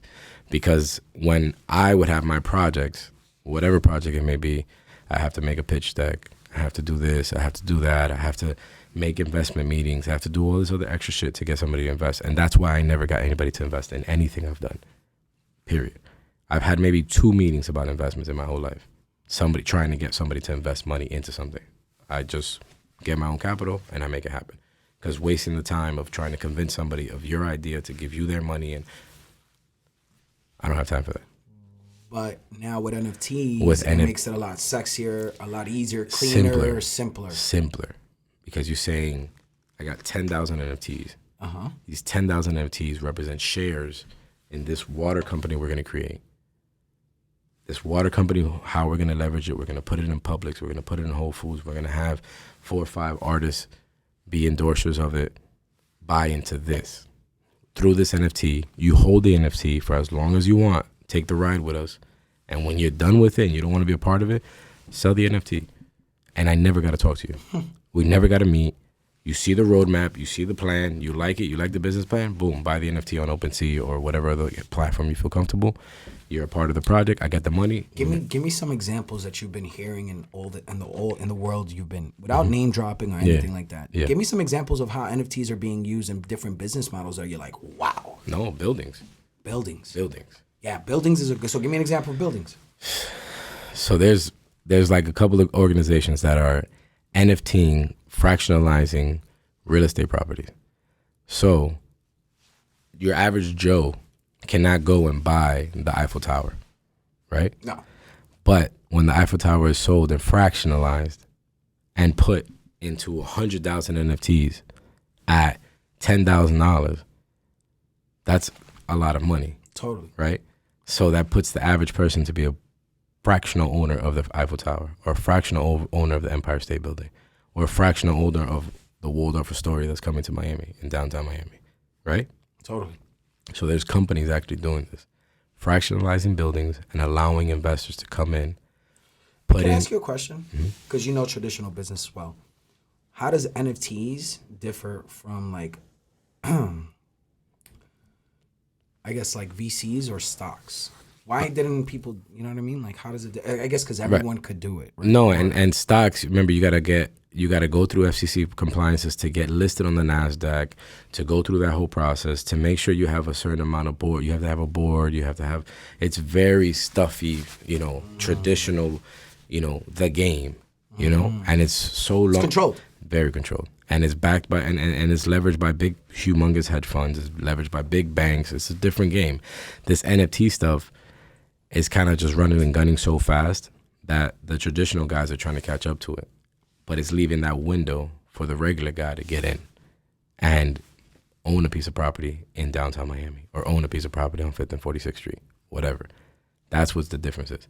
And because it's FCC regulated in a different way, you don't need to be a vetted investor. You just got to be a guy with money, enough money, not even millions of dollars. Because to be a vetted investor, I don't know if the process is you got to have a certain amount of liquid money to invest. Plus, you got to have a certain amount of assets. You got to show and be a vetted investor. That process takes a time. Legitimized investor. You have to have $250,000 liquid to invest. So you are a vetted investor. But to go through that process is a process you got to go through. Most people don't even know how to do that. So you can't even become an investor for seed round companies because they need to have certain types of investors. So this whole structure that's been built, we're not taught that structure. And that's why we're left out of so many opportunities, because we just don't know how the shit works. And we're not taught it, and we don't know where to find the information. We're just, okay, this is how life works. No, it's not how life works. NFTs just cutting all that. NFTs are cutting that to the source. Now, basically. Talk to me about another NFT project that you found exciting that collaborates with with a brick and mortar establishment or a traditional business. I saw a club that is actually creating an NFT, and it's a specific drink. And if you buy that NFT of that drink character, you get a royalty revenue share of everyone that buys that specific drink and all their franchises. That's amazing. Huge. Let's give them a round of applause for that one. Colombian.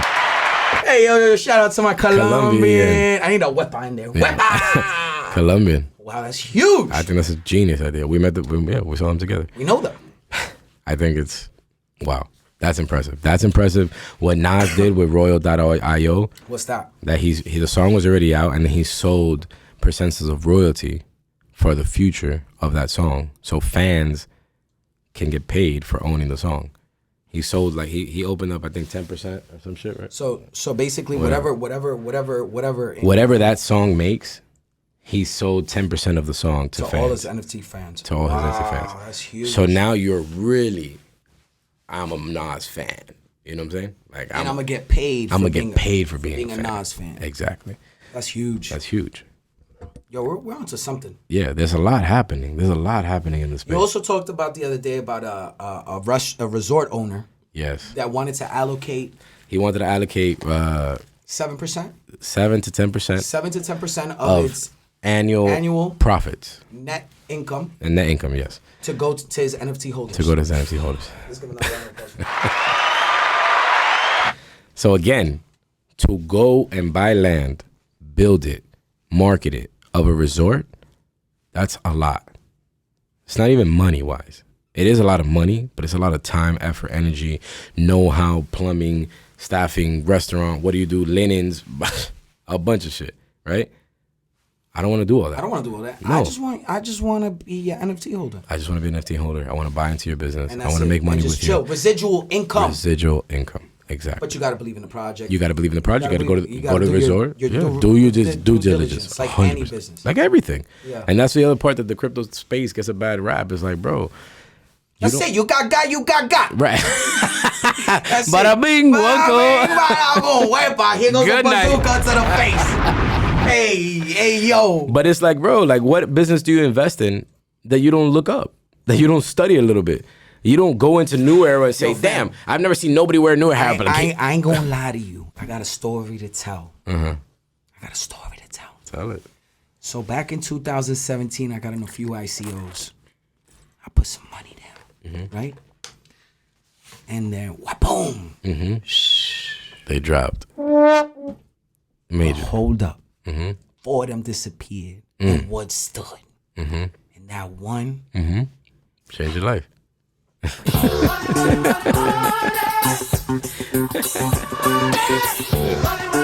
It was a good day.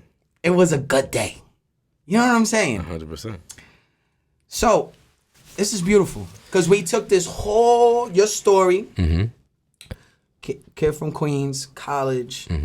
You did the DJ conglomerate, screen printing, managing, bazookas, smacks in the face, failures, setbacks, 0. Oh, concerts, 0, managing, having a studio in my hand, partnered up with Chris Lighty, RMP, bazooka to the face, boom, come back with nothing, start again, get into the club world, bazooka to the face. You open up another restaurant, COVID happens, bazooka to the face. Bam, bam, bam. But you know what? Oh, you get back up. And you get back up. And you get back up. 100%. And you believe in God. And you believe in yourself. And you keep reinventing yourself. Yeah. That's beautiful. That's a beautiful story. And you've kept your core nucleus, which is your family. Your lady's been with you. Shout out.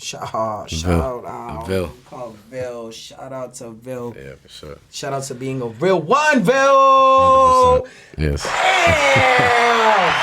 Vil, we love you. Yes, Thank you for holding this man down. Because if she wasn't here, I think you probably would have been bombed out of here. Yeah, it would have been. Yeah, it's crazy. And I tell that to a lot of people, man. Like the right woman is a very important thing. That's a fact. You know, and that's like. I think that's one of the biggest things that you've always talked to me. Yeah. About. And now you pivoted into the music scene, into the content production space. Yeah, You've done phenomenal. It's been amazing. You've been able to, boom, put it together. Now you've worked with Netflix, HBO, YouTube. I mean, the list goes on, right? You've had some of the greatest artists of today's music produce some of the dopest videos out right now. Okay. You had the whoopty, the Spanish whoopty there. Yeah. Matter of fact, this is what we're gonna do right now. You ready? You ready? What are we doing? So this is what we're gonna do right now. What are we gonna do? We're gonna show the world Okay. the videos that have been facilitated in your building. Okay. The world-class videos. Let's pull it up. All right. Let me show you. Show this is 'em. me. This is Marc Anthony. So let me go to Marc. So this is your channel? Yeah, it's a regular, Okay. playlist kind of thing. Let's make that a little bigger. Let's make this bigger. How would you Oh, this is coming out in here. Hello. Be like John.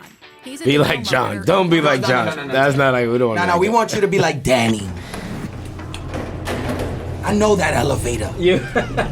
I know that elevator. That elevator looks familiar. Yes, sir. That's again, it's. I don't know. You just gotta have vision, and you gotta believe in yourself, bro.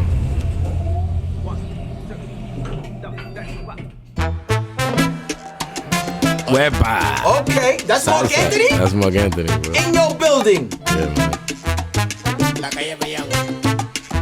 I know. That's in your building? Yeah. Looks kind of dope. That's in your building? Yes. The whole thing. This is in your building? Yes. This one, I mean, it's Marc Anthony. Yeah, it's Marc Anthony. It's Marc Anthony. What can you do? Hey, it's the Marc Anthony who was J-Lo. This is the same Marc Anthony that was with J-Lo? Yeah. Okay. He was with J-Lo. He got 2 babies with her, 3 babies with her. No. Claro. Damn, J-Lo got babies with him? Shout out to J-Lo. Cool ass dude too. Cool ass dude. Yeah. Like he's still in Brooklyn.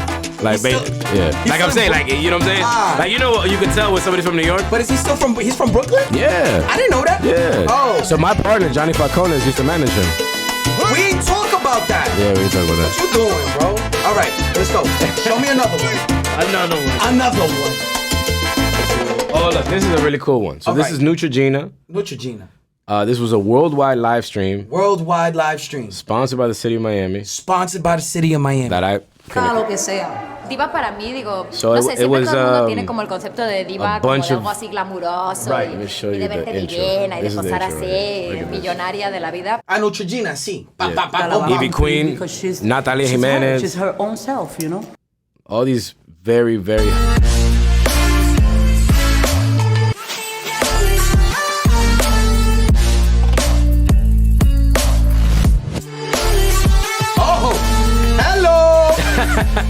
Ivy Queen, la caballota. La caballota. And it happened on the roof, so obviously, and it was a live stream worldwide. Again.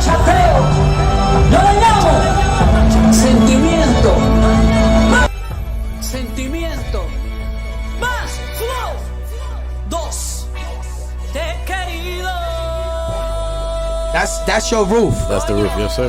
That's where they had the elephants. Yes, the circus in the sky. Goyo from Colombia. This is the girl She's that. Colombian? Yeah, Choquitown from the Choco. Okay, gangster. That's Ceci. She's on the Bad Bunny. Yo perreo sola. Sola.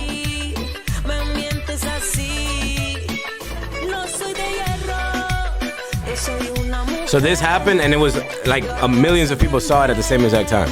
Really? Because it was live. This is the recorded version, but it happened live.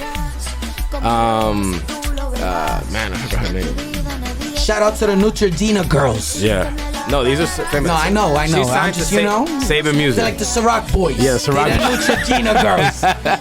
Shout out to the Neutrogena girls. So she's represented by Gus Lopez, legendary Latin music guy. Okay. Yeah, now Saving I Records. need you to put me some hip hop. All right, let's. I understand you Latin, Danny. I get it. You get it. I get it. Put me the last one, the one where Dipset was. That hasn't came out yet. No. Oh. This is cool. El Año Carrión. Put that one. Okay, look. So this is Domain.com this is where an idea turns into Sean something Paul. real. Sean Paul, Tiny, For a spark of Mosa La Para. inspiration, Okay. And comes your Kazu's website. Dominican. I mean, Your Kazu's brand. Argentinian. Mosa La Para's Dominican.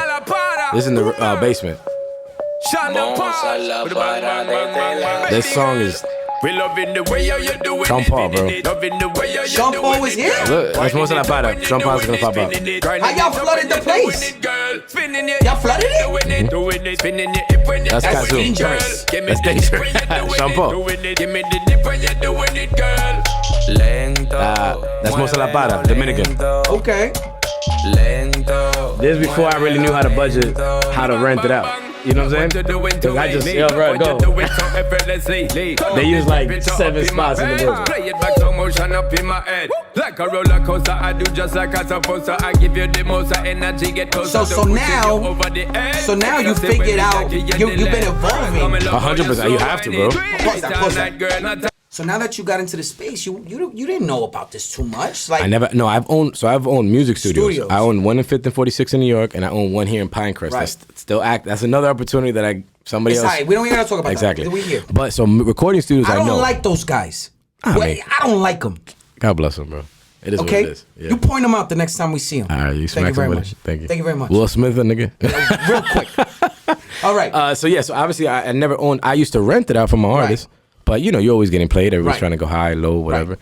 So I had to learn that each space costs money. Has a price. 100%. Yesterday's price. Not today's price. It's not today's exactly price. So this video here. I need that on here. Yeah, exactly. I need that on here. I need that on the freaking board.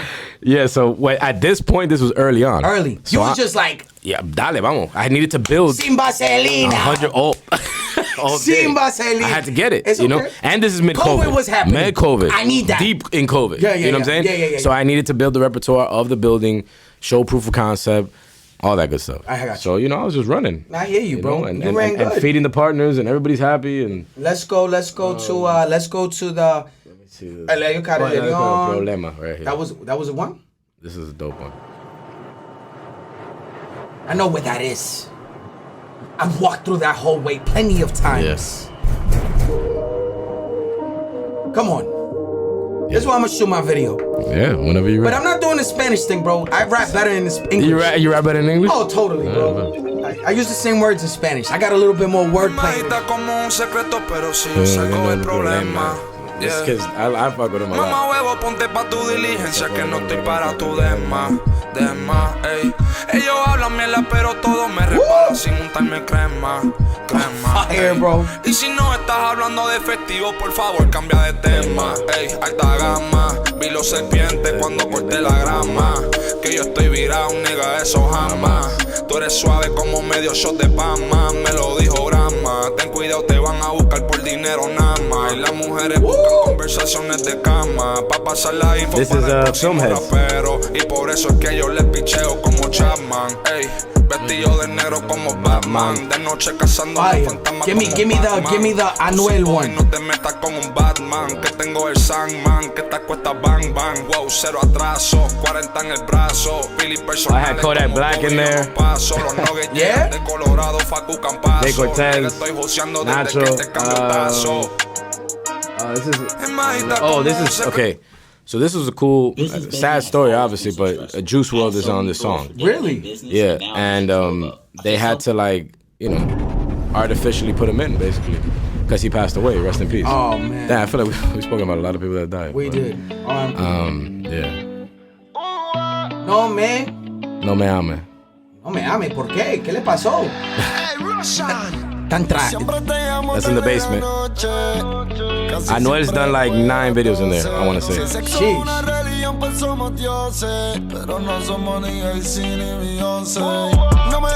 That's on the 3rd floor.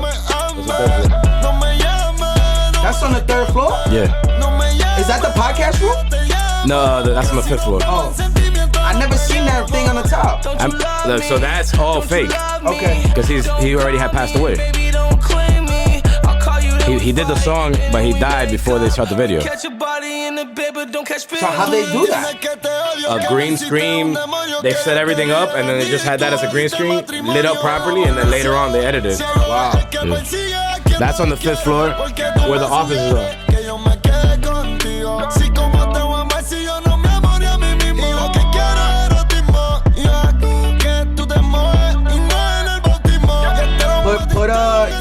You have an Ozuna? But I really want the Anuel where they're fighting. Oh, that's the Whoopty. Oh, Whoopty. Don't you love me? Don't you love me? Don't call me and baby don't claim me. I'll call you then we fight and then we make up. We catch a body in the bed but don't catch feelings. Don't get too attached. text, I'm bad news. I have it here. Just put it on the top. Like getting a tattoo. Or do you worse than your ex-boyfriend did No. you? Next thing you know, you'll be seeing shadows in your room. I know you see me on TV and on the internet, trying to get over me, but the hurting isn't finished yet. Ooh, I'ma still make love to you. I'ma still take drugs for you. Yeah. Oh. I think that's the real. Is this the real video? Nope. No, it's the lyric. Pa' los sicarios, esto pa' la calle. It's for my haters. It's Just for put the trenches. Latin mix. Let's Oh, get yeah, it. it's a Latin mix. That's what it was. Whoop it. This was a big record. Right there. All right. Official. I know. It's a lyric. Official video. Lyric video. What's going on? Where is it at? I guess. Okay. It's all good. Maybe it's this one. Nah. It's a I mean, that's on the rooftop. Pa' los sicarios, esto pa' la You calle. think they took it off?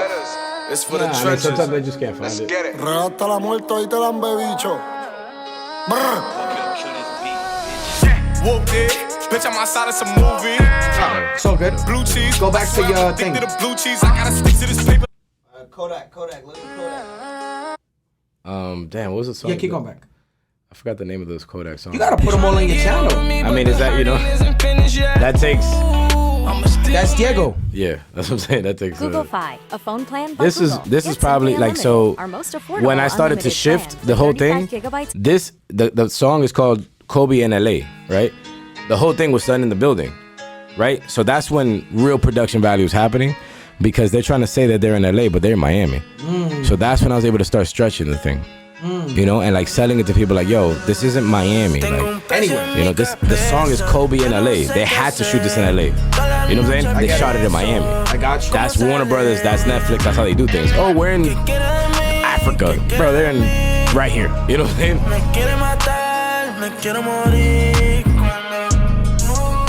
This is Fernando Lugo, Hero Kids.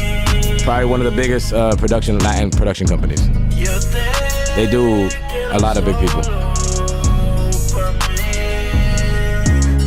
Back. When he's on the roof is crazy.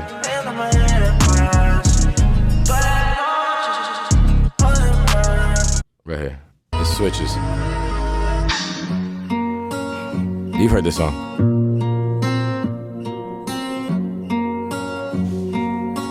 That's Miami. That's not LA. Oh, That shot right there is crazy. They did that up there? Yeah, that's the courthouse, right up the street. That's the Metro mover that connects behind the building. La cadena con la cadena se quito y me cuida cuando salgo. You never heard this? That's a hard song. That's fire though. Cuando se arrodilla al frente de mi padre sé que estoy orando. Y si ellos tienen 4 baby, yo tengo 6. Y no hay complaint. Las babies se pegan como si yo fuera el rey. Que en la cuarentena pegamos con el play. En PR a mí me quieren como Kobe en LA. Dime algo. Well, I'll tell you what, baby. Si yo me muero y tal vez. You're doing big things. Trying, You want to do another one? No, I don't Kodak, have, look at Kodak. We got a Kodak? Kodak? Kodak vulnerable. vulnerable. All right, let's put the Kodak vulnerable. Can you pass me my phone, please, Mr. Diego? Mr. Bitcoin Poppy Jr. Show your face real quick so everybody knows who you is. From Connecticut. From Connecticut. Don't let him lie to you. Connecticut That's on strong. the roof. That is dope. Let the band play. I guess you wonder where I've been. I'm searching to find a love within. How you gon' love me? I don't love myself. All night flights, I'm neglecting my health. I'm toting helmets, chasing after death. Said I was vibing this time. I got a thing for you, babe. I don't know what it is. Everybody So this is a cool story. They were doing the Haitian fundraiser in Oasis in Wynwood. Future, Kodak. Yeah, no, actually Tyler, who holds me down at the building, one of my best friends, he was there because it was all last minute. So his team calls and says, bro, he's gonna be in Miami. He's doing the Haitian fundraiser thing. He has this song, a sad song that he got inspired, whatever. Can we make this happen? And I'm like, I mean, it's Kodak Black. Like, I respect his work, you know? Totally. And so we made it happen quickly. So he literally came to the building, shot for 3 hours, boom, went to Wynwood, performed, and then went home. And that was all, like, within the so, you know, it's just cool to me when we play a part in the expression, in the everything, you know, yeah, because obviously he's dressed in all black for the video, but it was a vulnerable situation happening in Haiti that he's going and doing a free concert for with Future, and I think somebody else was on the bill, and yeah, so he comes to the building, shoots that, then boom, goes and does a Haitian fundraiser. So cool. Can you minimize that real quick, please? Yeah. Let's go back into the. Bam. No, minimize it. Yeah. Oh, just go away. Yeah. Oh, go back to the real. So now. This thing's taken off. Yeah. Now you have another venture that Small World. One of my close friends from New York City has been working with. Oh, with Johnny. With Johnny Falcone. Yeah. Ex-manager of Marc Anthony. Marc Anthony, Celia Cruz. Tito Puente. You get connected. Shout out to Mike Polanco for being involved with this amazing concept. And now you are president. Yeah, so we started a digital distribution company. Digital distribution company. Yeah, for music. Because you know what's happened in the past and how artists get jammed up, and Johnny came up with a concept. Yeah, so he has Viva Live. Viva Live, 5 million downloads, 800 TV channels, streaming 24/7 worldwide. He has commercials built in, and people don't understand streaming. Like, that's really hard. You know, during COVID, everybody tried to start a streaming platform, right? And that's really hard. So he started that. He started Viva Live several years ago, which was a TV, which is all TV, all TV streaming, and he wanted to come into the music industry because that's what he is. Exactly. Come back, yeah. And you guys linked up, and now you guys are working on Viva Music. Viva Music, which is digital distribution. So we could distribute any music for any artist, basically. Well, congratulations for that. Yeah, it's cool. It's a cool situation. Obviously it's new, and again, like I battle this music thing. Like I'm like, I want to get in, I want to get out, I don't want to do it, you know, because of the world that and the stuff that it brings and all that stuff. But the distribution side of it is kind of like we're just Walmart. You know, we're not promising that people are going to buy this White Claw, which we should get paid for. But there's several things that we should have gotten paid for today. Yeah, for sure. But we will get paid for. That's right. Yeah. But we put it on the shelf. That's it. Whether you like it, you don't like it. When it sells, we make a percentage. If it doesn't sell, it's not our job to sell it. So we're coming into a wrap. Yeah. We're ending this podcast. We greatly appreciate you guys watching. Yeah, for sure. I think one of the beautiful. Cool. Thank you for coming, bro. Thank you for sharing all the pain, bro. Because, bro, I felt the pain, dude. I felt that. I felt it, dude. I was like, oh, I know that was, because, bro, reminiscing about this stuff. You know, I've been through my fair share of bazookas to the face. Yeah, for sure. Yeah. But it just made me better, bro. Yeah, for sure. And keeps you humble. Keeps you humble. You failed forward. Yeah. Now you are where you are. Beautiful family. Yeah. Son of God. Yeah. Believer in God. Yeah, for sure. Helping people. Yeah. That's... creating amazing business. How could I say this? Blossoming amazing business ideas. Yeah. Putting it together, being a visionary, being ahead of your time. I want to give you your flowers while you're living, bro. I greatly appreciate you as a human, as a businessman, as a partner, dude. Thank you. Appreciate you. Thank you for sharing your real story. Yeah. And I'm telling you guys, there's so many people behind the scenes that you do not know that is making this happen, making so many things happen around your everyday life, everyday culture that you don't know about. But it's good that you know them. And thank God that I'm in positions and I have those contacts that individuals, you're gonna come here, you guys are gonna see trainers of the best MMA fighters. I have Awesome coming in here the other day from Goat Shed, undefeated, buzzing all over the world. He's the trainer of all these guys, right? Yeah. And those guys are important. And those guys are important, bro. The guys behind the scenes are extremely important.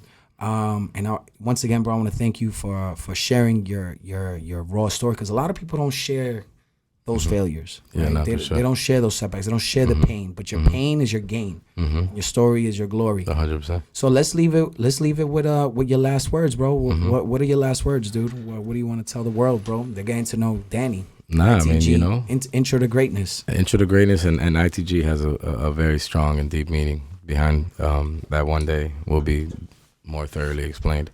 But yeah, I mean, you know, just try really hard. Believe in yourself, you know, and understand that there's somebody, whatever you want to call it. I call it God. You know, there's something bigger than us, and somebody's keeping score somewhere. And whatever you do to people, you're gonna get it back. You know, and when you're trying to scam somebody, you're trying to screw somebody over intentionally, or you're trying to do this, you're trying to do that, it's gonna suck, and you're gonna have to go to sleep with that, and eventually it's gonna catch up to you. And that's a story I've seen repeat over and over and over and over again. So just be a good person, bro. Don't burn no bridges. Treat people how you want to be treated. Like these simple things that we, you know, especially the youth right now, you know, they're not paying attention to stuff like that. You know, and you have to. You know, you got to be a good person. Like, what? And it's not even that hard. You know, it's hard because people are bad people. People are mean and people are assholes. And they deserve to get smacked in the face.